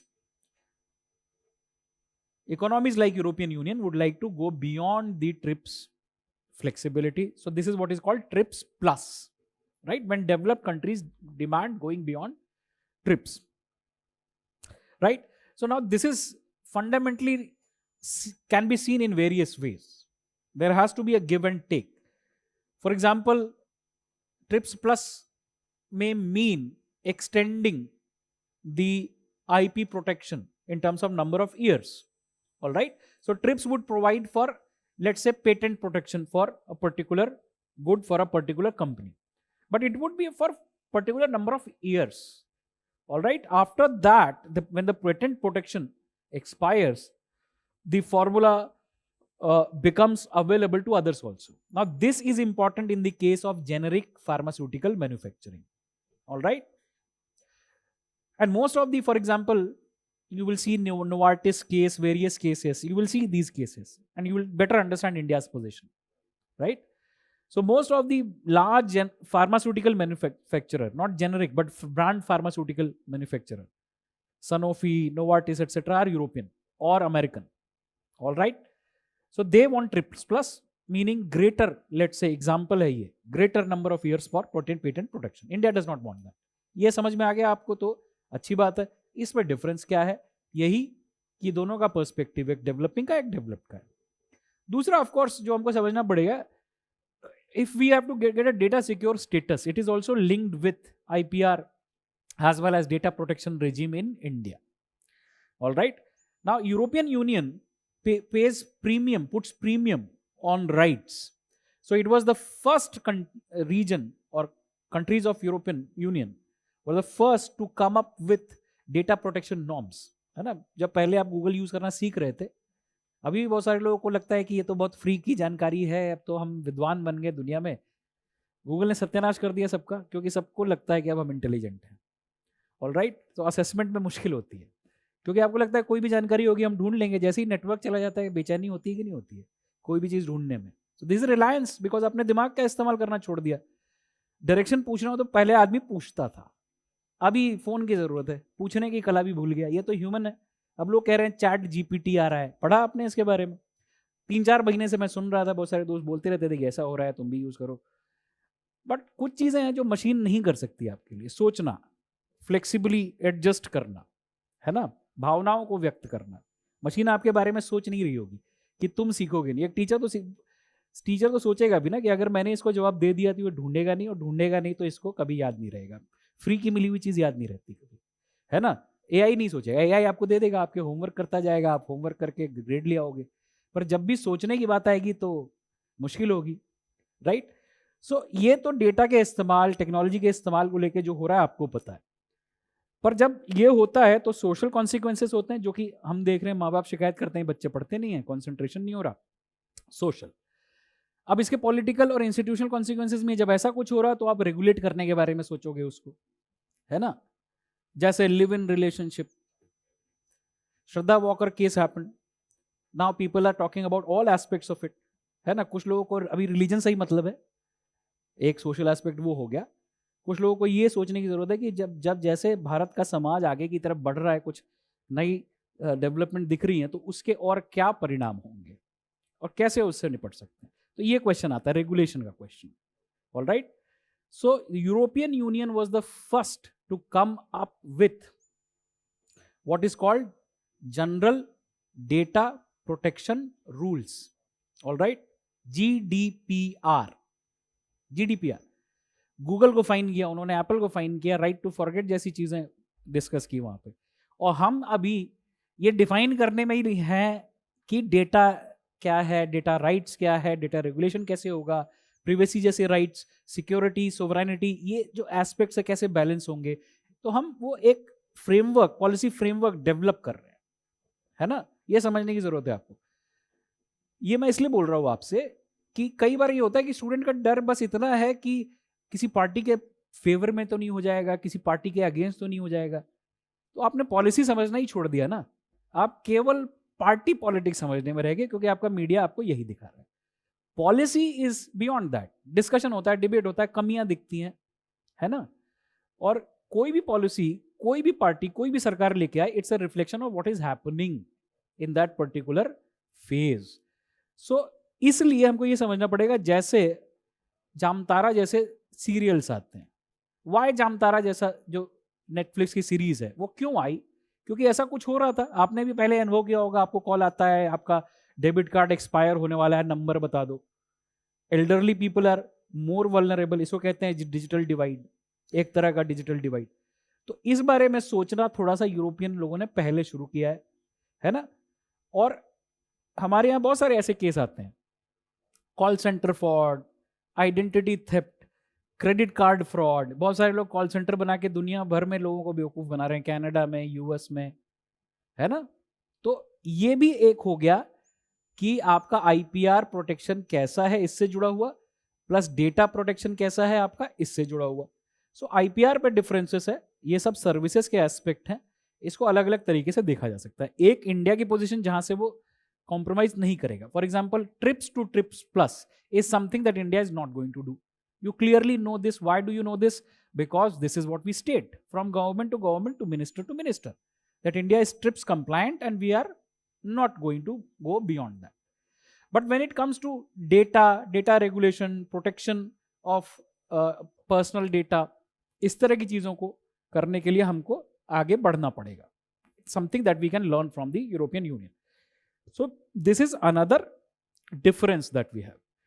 Then, of course, as I said, the difference is on the aspects of investments, particularly on ISDS provisions in India's model BIT and the standard practices adopted by European Union in this regard. So इस बारे में भी बात करनी होगी. ठीक है, ये एक डिफरेंस है. और क्या डिफरेंस है? तो एक जो डिफरेंस है जो किसी भी देश के बीच में होता है, हो ही सकता है, उसको कहते हैं, यूरोप के केस में हम नाम लेते हैं, उसका एग्जांपल हम देते हैं, कहते हैं sanitary and phytosanitary standards. So of course this all comes under within non tariff and technical barriers to trade. All right, what are these non tariff and technical barriers to trade, regulatory barrier to trade? Largely sanitary and phytosanitary measures as bottlenecks to trade also have to be discussed. क्या discuss करना होगा? Sanitary and phytosanitary measures as hurdles to trade, right? As largely किस area of negotiation? Non tariff barriers, technical barriers to trade, sanitary and phytosanitary measures. ठीक है. तो एक simple question आता है, what is sanitary and phytosanitary measures? Simple Google search आपको जानकारी इस तरह की चीजों की दे देगा. जीवन के गहरे सवालों का जवाब नहीं देगा गूगल, जो कि लोग कोरा पे ढूंढ रहे होते हैं, पर इस तरह के सवालों का जवाब दे देगा, right? Sanitary and phytosanitary measures क्या होते हैं? अब एक क्लास में मुझे ये पता चला कि बच्चों को लगता है कि सैनिटरी एंड फाइटोसैनिटरी मेजर गलत होता है और WTO इसको प्रिवेंट करना चाहता है. तो ये आपके समझ का फेर है. I am sure no teacher has taught you like that. आपके समझ का फेर है ये, है ना? It's very very clear. So sanitary and phytosanitary measures are nothing. हर देश में फूड सेफ्टी स्टैंडर्ड होता है ना? मिलावट से बचने का स्टैंडर्ड होता है, पेस्टिसाइड कॉन्टामिनेशन का स्टैंडर्ड होता है कि किसी भी चीज की स्वीकार्य मात्रा कितनी है ना? तो sanitary and phytosanitary measures are measures to protect animal and plant population from what? From disease, contamination, contagion. All right, इससे बचाने के लिए रूल्स होते हैं.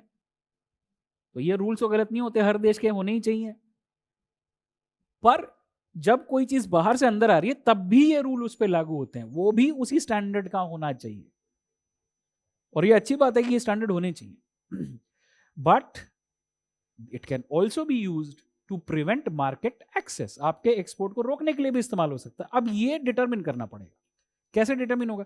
Whether that country is doing that uniformly और ओनली इन पर्टिकुलर केसेस, इस तरह से. और ज्यादा हो तो आप WTO चले जाइए, डिस्प्यूट उठाइए उसके ऊपर. ये तरीका होता है, right? So what is wrong is use of sanitary and phytosanitary measures as protective, not protective measures but to prevent market access. तो ये गलत है. तो यहां पे ऐसा है कि with European Union, of course European Union has higher standards on contamination. For example, many of the medicines that we use, right, many of the pesticides that we use are not used in America or Europe. banned है वहां पे. हम दवाई खाए जा रहे हैं जो कि अमेरिका और यूरोपियन मार्केट में बैंड है. All right. दूसरा, with industrial revolution, with agricultural revolution, you will see, जैसे green revolution of course was important, led to food self sufficiency, but also led to large scale adoption of chemicals and fertilizers as inputs in agriculture. ठीक है? Cost of agriculture also increase, production also increase, but also environmental problem, right? So for example, in European market we have had many cases. For example, a consignment of Indian mangoes was stopped on the customs border because it contained the larva of common house fly, right, which would be a contaminant in Europe. तो वहां नहीं जाने देंगे. ठीक है। दूसरा, pesticide का कितना, भाई आप कभी भी सोचते हो इस बारे में? कभी नहीं सोचते हो। बट इफ यू गो, हम जाते हैं बाहर जब सब्जी खरीदने, और इंडिया में हम नहीं सोचते, इसीलिए हमको लगता है कि हम आईएएस जब बन जाएंगे ना तो सब ठीक हो जाएगा। नहीं, आप आईएएस बनने के बाद भी इसी देश में रहेंगे, तो जब तक देश ठीक नहीं होगा तब तक आपका भी ठीक नहीं होने वाला। आप लाइफ एंजॉय कर लेंगे पर रहेंगे यहीं, राइट। सो सब्जी खरीदो, green leafy vegetables, specially in Delhi. मैं तो नहीं खरीदता, झिझकता हूँ, क्योंकि मुझे पता नहीं कि वो कहाँ से आ रहा है, राइट। सो कंटामिनेशन से बहुत सारी बीमारियां हो सकती हैं। तो ये जो स्टैंडर्ड है, इनमें लगातार सुधार करने की जरूरत है।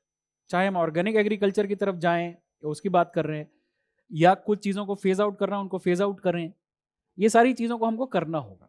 तो अगर वो टेक्निकल बैरियर टू ट्रेड की तरह यूज हो रहा है, उसको एड्रेस करना, पर साथ में एक कॉमन स्टैंडर्ड डेवलप करना। और तीसरा ये भी हो सकता है कि हम यूरोप से कहें कि भाई help our farmers to transition to adopt such higher standards. यही हम कहते हैं एज ए डेवलपिंग कंट्री। हमको चाहिए, क्या चाहिए? हमको चाहिए money and technology, financing and technology. कहाँ से आएगा? डेवलप्ड कंट्रीज, यूरोप से, अमेरिका से। तो ये भी, this is sanitary and phytosanitary measures, another issue which we have to discuss. ठीक है, तो प्रोग्रेस भी हो गया, प्रोस्पेक्ट हमको पता है कि हाई पोटेंशियल है, राइट, प्रोस्पेक्ट। और ये भी है अब इसमें जोड़ दो, why is it important. So first, after 2020, it's important in the context of COVID-19 related economic challenges and supply chain shock, right? So इस एग्रीमेंट के प्रोग्रेस के प्रोस्पेक्ट्स को और क्या चीज गाइड करेगी? जो चेंज हो गया है। जैसे हमने शुरुआत में कहा 2013 में ऐसा था, इन 2013 दिस वाज हैपनिंग, सो ठीक है। तो अब क्या हो रहा है? तो वो सर्कमस्टांसेस को देखो, तो अब जो इश्यूज हैं उनके साथ उनको ऐड कर दो। ये हो गया learning, current affairs, right. So basically a 2020 onwards the, अब वो टर्म भी देखोगे एक यूज हो रहा है, जियो इकोनॉमिक्स, ठीक है। सो दी shock of 2020 onwards, COVID-19, supply chain shock has led to common objectives like supply chain diversification or movement towards a China plus model of supply chain. Supply chain resilience also would include friend shoring, near shoring. आप उनसे खरीदना चाहेंगे जो आपके दोस्त हैं, right? So this is also what is governing the circumstances of negotiation. ये नहीं भूलना चाहिए हमको कि कोई भी चीज क्यों किसी पर्टिकुलर समय पे होती है, ठीक है। करना तो साथ से चाह रहे हैं, करना तो साथ से चाह रहे हैं। Conducive atmosphere is also something that is important. Second is now the intent on both sides to deepen their strategic ties, right? So deepening of strategic ties would be helped by this trade agreement, क्योंकि जब आप एक complex negotiation कोई complete कर लेते हो successfully, so now you have the experience, right, now you have the achievement, so on the back of that achievement you can build other things, right. So it is required because both sides have given focus to deepening their strategic ties. For example, in 2018, the European Union, or within the European Union, the European Commission released a strategy paper on India. All right. So European Union in its strategy paper on India in 2018 identifies the need to deepen strategic ties with India. All right. So again, ये circumstance भी shape करेगा इसको. And third is the post-Brexit scenario, all right, post-Brexit scenario, in which both the UK and the European Union have been trying to complete newer trade arrangements, all right, newer trade arrangements. तो ये भी नहीं भूलना चाहिए आप, और कोई आपको याद नहीं दिलाएगा ये, this is the holistic look, that's why I teach the way I teach, है ना, so that process is clear to you, so that you can replicate it, ठीक है। And I am slow and I repeat so that you can also write down, and I make structure wherever required on the board, है। और तीसरा एक condition होती है, भाई आप फिजिकली कितना फिट महसूस कर रहे हैं आज, है ना, तो उस पर भी डिपेंड करता है, ठीक है।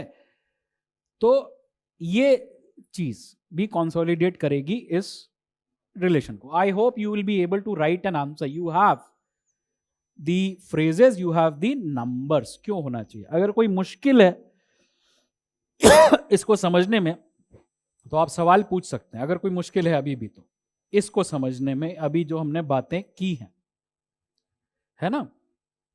So the structure is very simple. First, we talked about India European Union economic engagements, trade numbers. Then we talked about them as factors for why free trade negotiation between India and European Union. Then we talked about the process, kya hua. Then we said 2013 negotiations stalled. Then we said 2022 negotiations resumed. So when the negotiation is resumed, we see that it has marked progress, right? After stopping, it has started. But we still see that this progress is dependent on, the prospects are dependent on addressing the fundamental issues. What would help? The scenario, the circumstances, especially after 2020, when other concerns may have also become common. But इसका मतलब ये नहीं है कि ये automatic हो जाएगा, ये बहुत ईजी है. It would now continue, negotiation चलेगा, ठीक है? तो बाकी जो आपको ऐड करना है आप कर लें. इतना अगर आप याद रखें तो it is good for you. If you want to take a break, you can take a break. If not, we can continue. So what will we do now?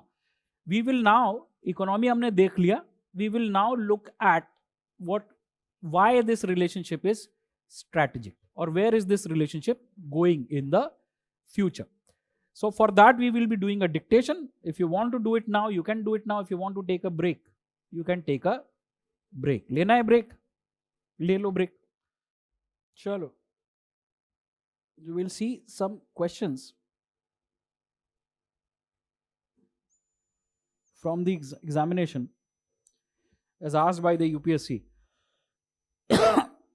So ये question है, consider the following in the context of European Union.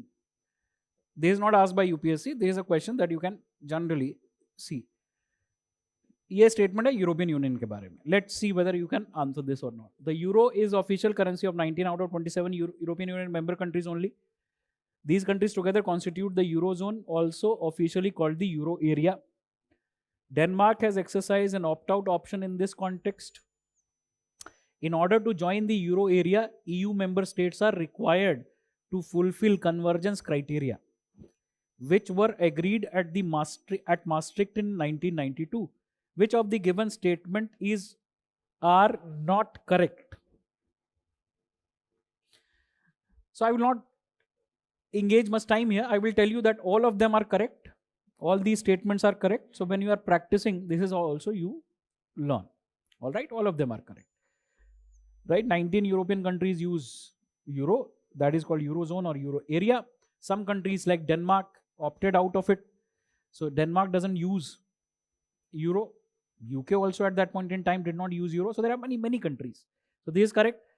And convergence criteria, as I was telling you, that there are a lot of conditions, economic, political, that a country has to fulfill to join the European Union. Right? So that's the convergence criteria described in the Treaty of Maastricht. So all of them are correct. In the examination, you also make mistake in not reading this correctly. Correct or not correct? So that is basically where you start making mistakes. All right. Now UPSC question, test series questions are generally tougher than UPSC questions themselves, and that is good. All right, that is good. When you practice something which is difficult, you develop a habit, right, of a certain amount of effort. European stability mechanism sometimes seen in the news is an, ये UPSC पूछता है, ये क्या है, ये दिखा अभी किसके कॉन्टेक्स्ट में है. So when you read, your common sense helps you in answering this question. Alright, so this is basically an agency of EU that provides financial assistance to Eurozone countries at that point in time. All right, when European Union was dealing with Brexit, Greek crisis, Eurozone crisis. ठीक है, तो current affairs, simple. ये मतलब यही है, 2016 देख लो, अखबार में आया होगा, इसलिए अखबार पढ़ते हैं।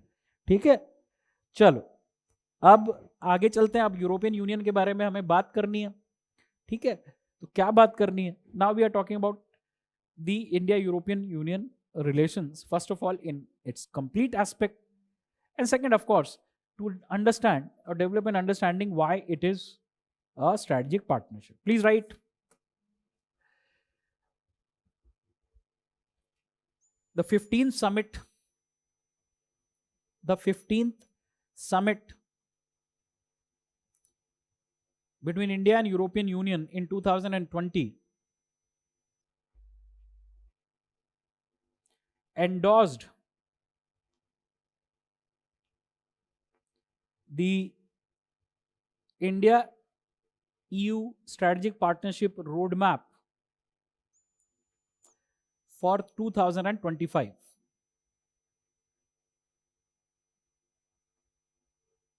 The India EU summit or 15th India EU summit held in 2020 endorsed the India EU strategic partnership roadmap for 2025.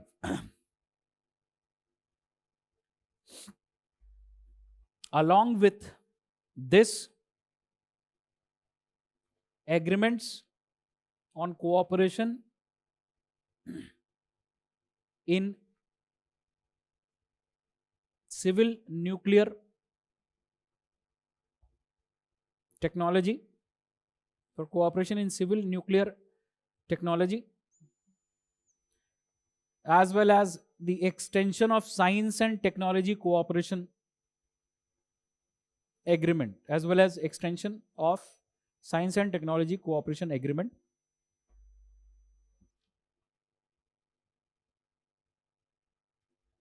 This indicates the important content of this indicate the important contents of this strategic partnership. Important content of this strategic partnership based on convergence of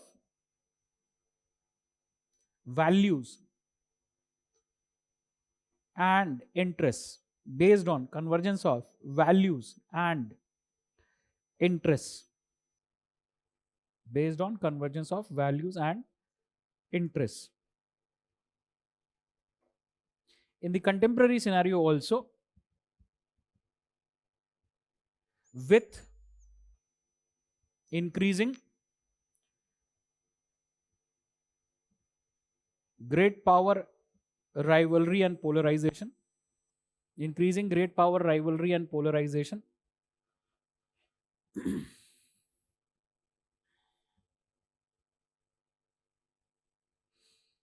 the undermining of rules based order by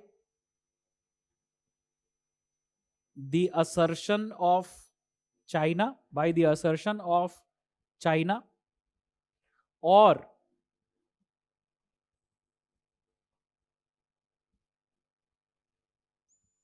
the United States, or the United States and Russia, or the United States and Russia. This context underlines, this context underlines an important factor, key, which may be key, an important factor which may be key to the future of India EU relations, which may be key to the future of India EU relations. And this is their preference for a multipolar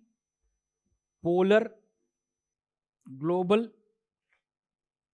a multipolar global order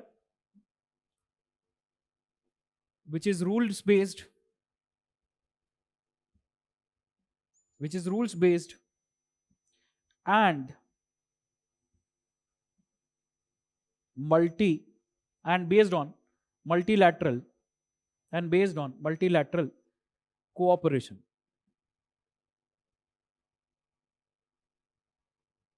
Based on multilateral cooperation. Thus, the shared interests in trade and investments, the shared interest in trade and investments, technology, security, technology, security, and meeting the challenges of climate change, and meeting the challenges of climate change, including a green energy, including a green energy transition, including a green energy transition.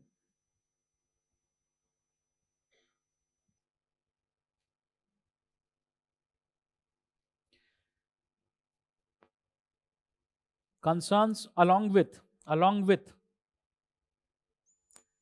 concerns and efforts, along with concerns and efforts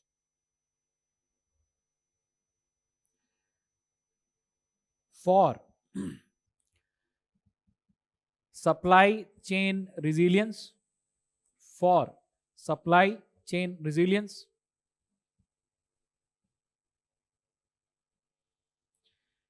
as as well as the need for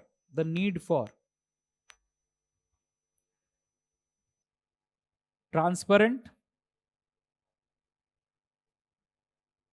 and rules based development of infrastructure and connectivity, infrastructure and connectivity are all are all strategically significant in shaping are all strategically significant in shaping these ties.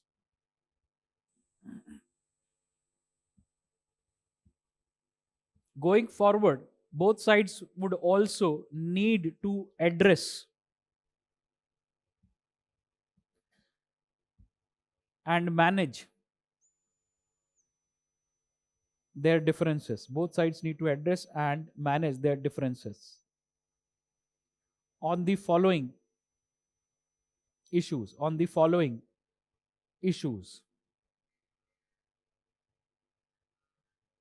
One,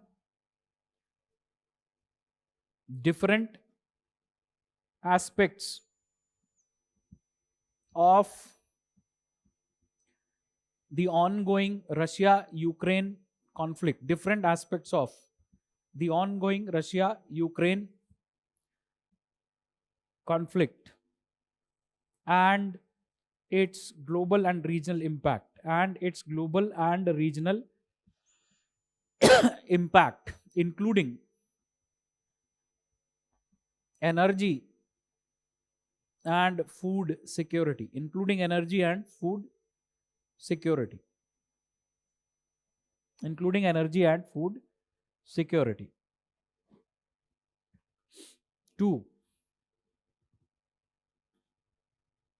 two,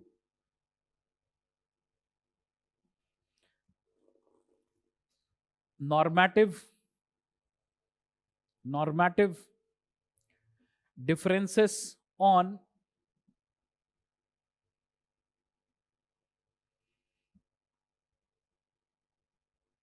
the ways to articulate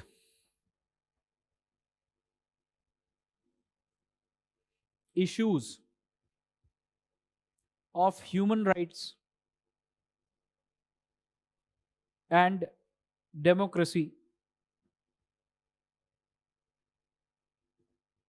issues of human rights and democracy without unnecessary interference in the domestic affairs of each other, of each other. Next, meaning change the paragraph and now you will write. In this context, the adoption of roadmap for 2025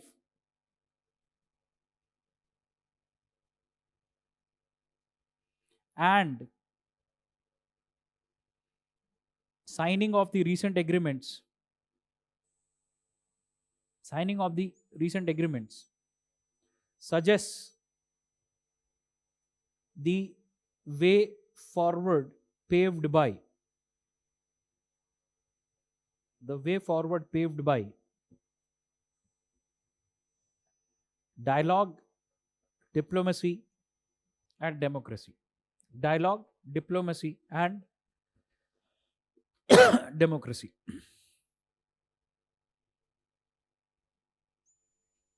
Furthermore, India and European Union need to work on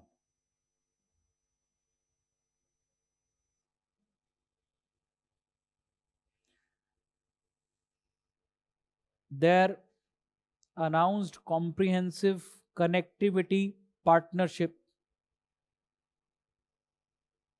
their announced comprehensive connectivity partnership 2021, meaning in 2021 they announced a comprehensive connectivity partnership. They are announced 2021 connectivity, comprehensive connectivity partnership, and converge it with initiatives like converge it with initiatives like the Global Gateway Project.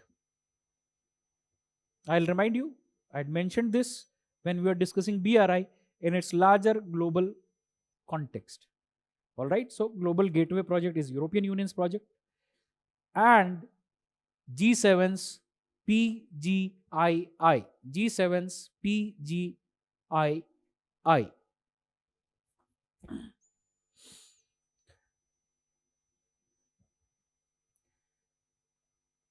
India and European Union already have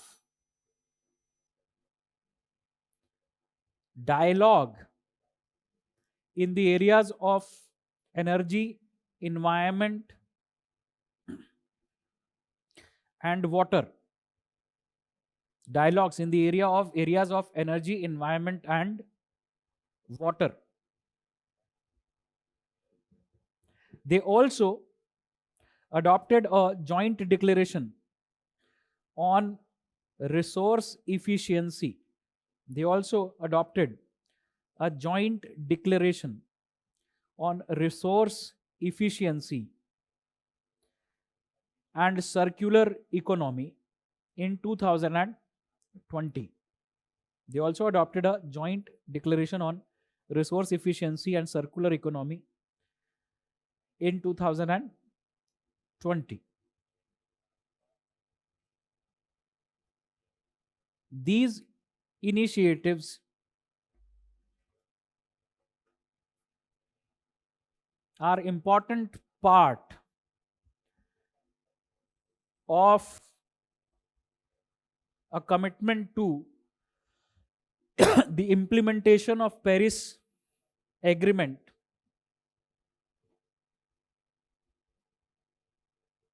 implementation of the Paris Agreement,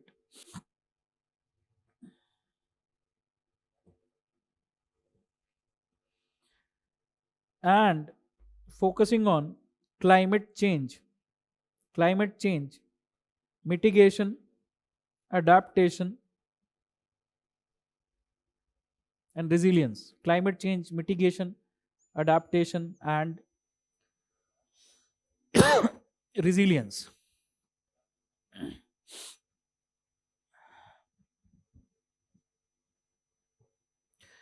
Areas like green urban mobility, green urban mobility, coal and clean coal, coal and clean coal, green urban mobility, coal and clean coal,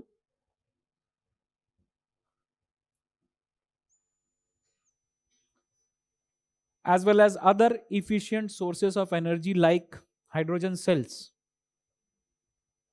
like hydrogen cells,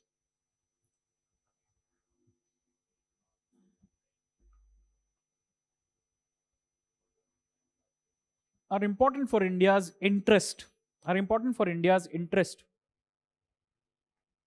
with elements of cooperation existing, are important for India's interests with elements of cooperation existing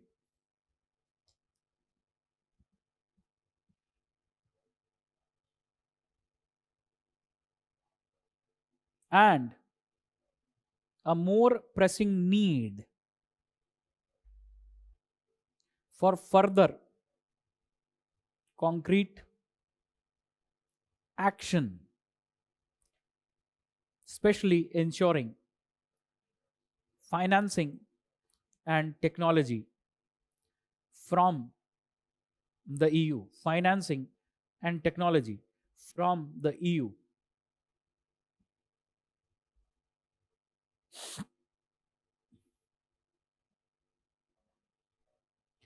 Going forward,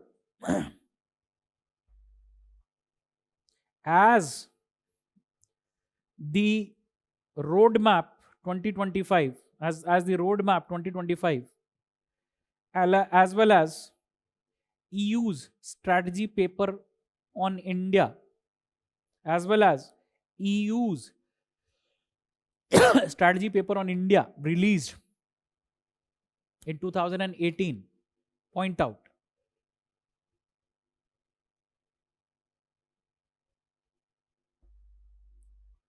EU strategy paper on India released in 2018 point out both sides need to work on the following for giving their strategic ties, for giving their relations a truly comprehensive strategic character, a truly comprehensive strategic character. One, upgradation and regularization of their strategic dialogue. Upgradation and regularization of their strategic dialogue. Next, working towards more cooperation, working towards more cooperation in areas like cyber security,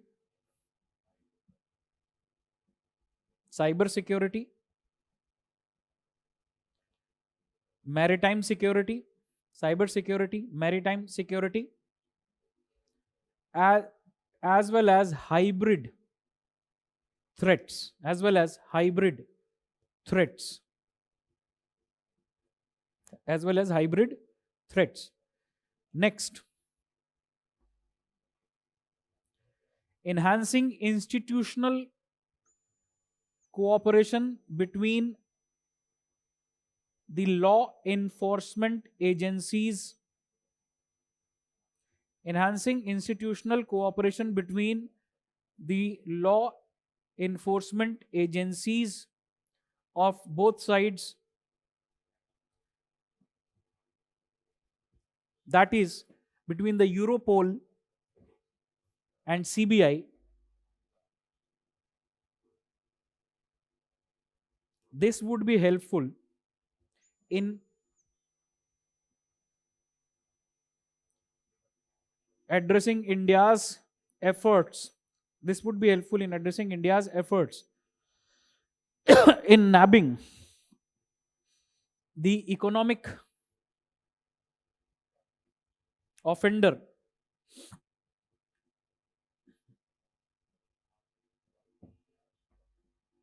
fugitives, the economic offender, fugitives.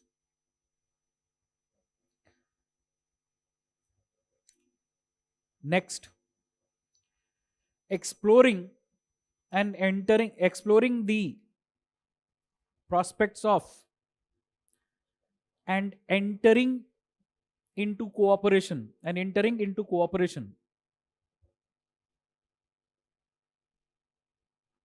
in areas like development, in areas like development in third countries and regions, in third countries and regions around the globe,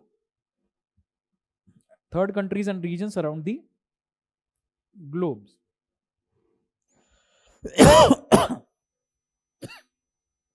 such as Afghanistan, Central Asia.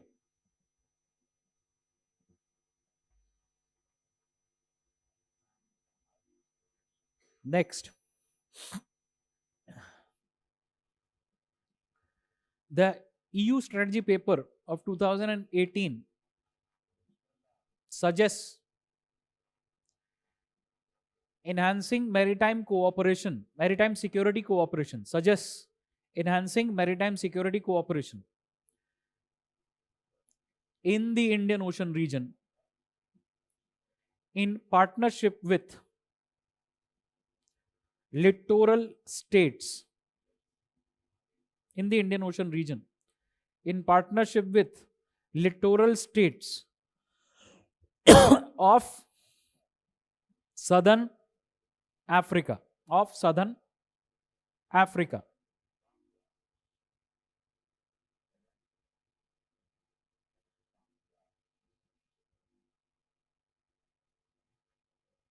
Next, moving forward, the adoption of conclusion की तरफ बढ़ रहे हैं, इसका मतलब है, all right, the adoption of an Indo-Pacific strategy by European Union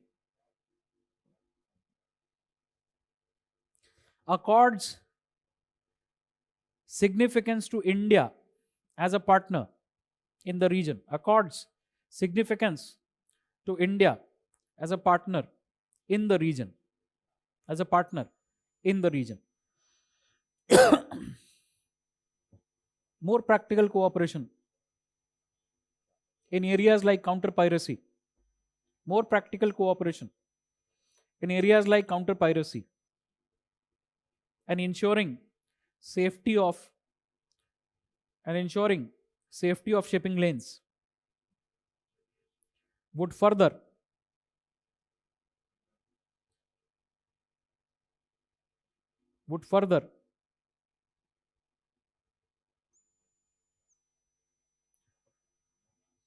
intensify the engagements, In this context, the establishment of India EU Trade and Technology Council, India EU Trade and Technology Council,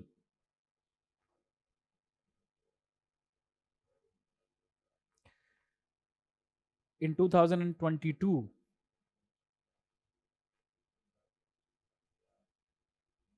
or the visit of, please rewrite the last segment.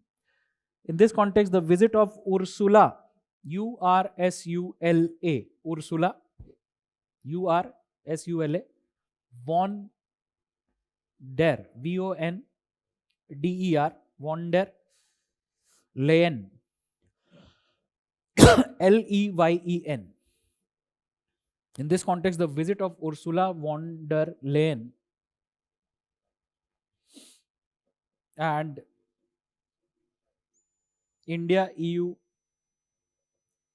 Trade Technology Council dialogue and India EU Trade Technology Council dialogue in 2022 marked a step in the right direction. Marked a step in the right direction. Apart from the above discussed issues, the cooperation's future would benefit from ensuring strong people to people ties, ensuring strong people to people ties through the ease of movement of students, through the ease of movement of students, tourists, as well as professionals. Students, tourists, as well as professionals.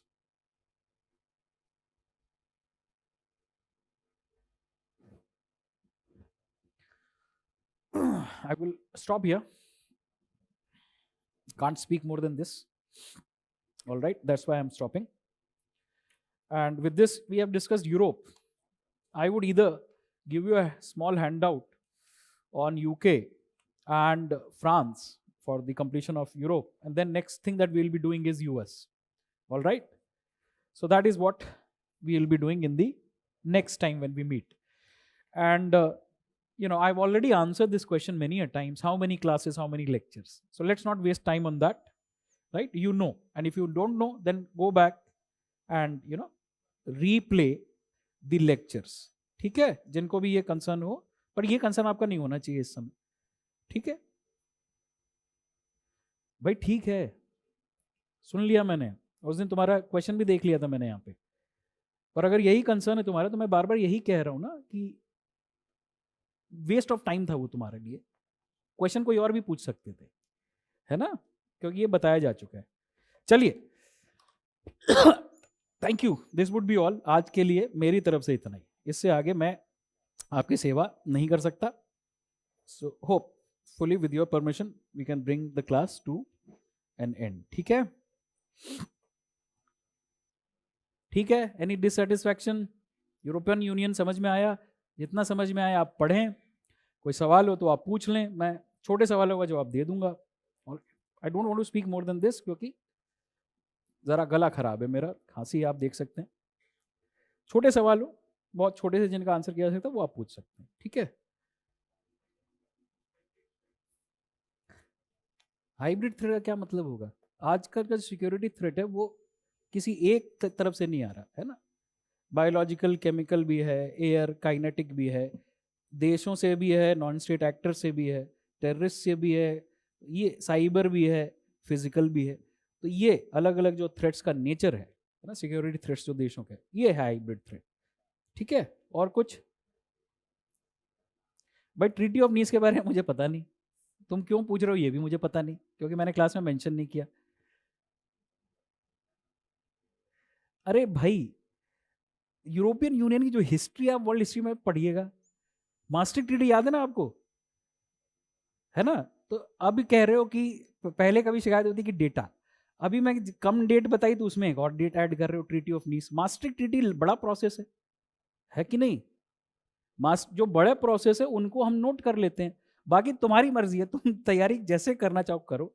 I don't know about treaty of Nice, but हाँ, जो मैंने आपको बोला है, treaty of Paris, treaty of Rome, treaty of Maastricht, treaty of Lisbon, ये sufficiently explain कर देता है the process of formation of European Union. वैसे तो फर्स्ट वर्ल्ड वॉर में बहुत ट्रीटी है ना, अल्सेस लॉरेन की ट्रीटी, लुसॉन की ट्रीटी. पर आप सबसे ज्यादा किस ट्रीटी को याद करते हैं? ट्रीटी ऑफ वार्साई, है ना, उसी को याद करते हैं. उसी को कहते हैं पीस ऑफ पेरिस. तो हम मानते हैं जो भी कहता है पीस ऑफ पेरिस मतलब treaties like treaty of Versailles plus other treaties in the case of other countries. तो वो आपका इंटरेस्ट है. और कुछ?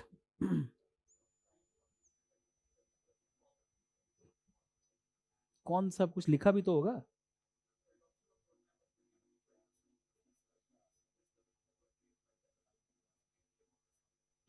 पहले भी लिखा होगा कुछ एग्रीमेंट साइन किए हमने, जैसे science and technology agreement, civil nuclear cooperation के लिए एग्रीमेंट, वो लिखा है। तो जब हम फोरग्राउंड बना दे बैकग्राउंड बना देते हैं किसी के लिए, उसको बार बार रिपीट करना जरूरी नहीं होता। वैसे भी by habit, by training, I write long sentences, long paragraphs.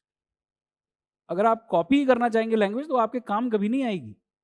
आपको दोबारा मेहनत करना चाहिए, इसको जाके तोड़ना चाहिए टुकड़ों में, अंडरलाइन करना चाहिए, हाईलाइट करना चाहिए। ये यूटिलिटी है, रटने के लिए नहीं है ये। सो जब भी लिखने की कोशिश करते हैं तो आई ट्राई कि जो भी जितने एलिमेंट्स है वो आ जाएं इसके अंदर, है ना। ठीक है, और कुछ और कुछ, और अगली कोई क्लास है? अच्छा, तब तो आप लोगों का स्ट्रगल जारी है। चलिए, थैंक यू वेरी मच, मिलते हैं फिर।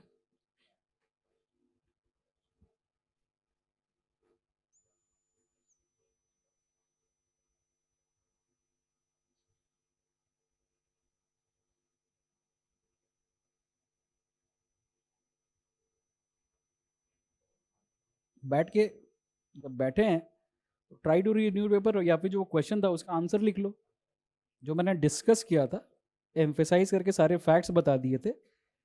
क्वेश्चन जो लिखवाया था ना मैंने क्लास में, in the free time you can write the answer to that, कोशिश कर सकते हैं, इमीडिएटली हो जाएगा, घर जाके टाइम फिर इसमें लगाना नहीं पड़ेगा। That's what I would suggest, but this would be all for today, thank you.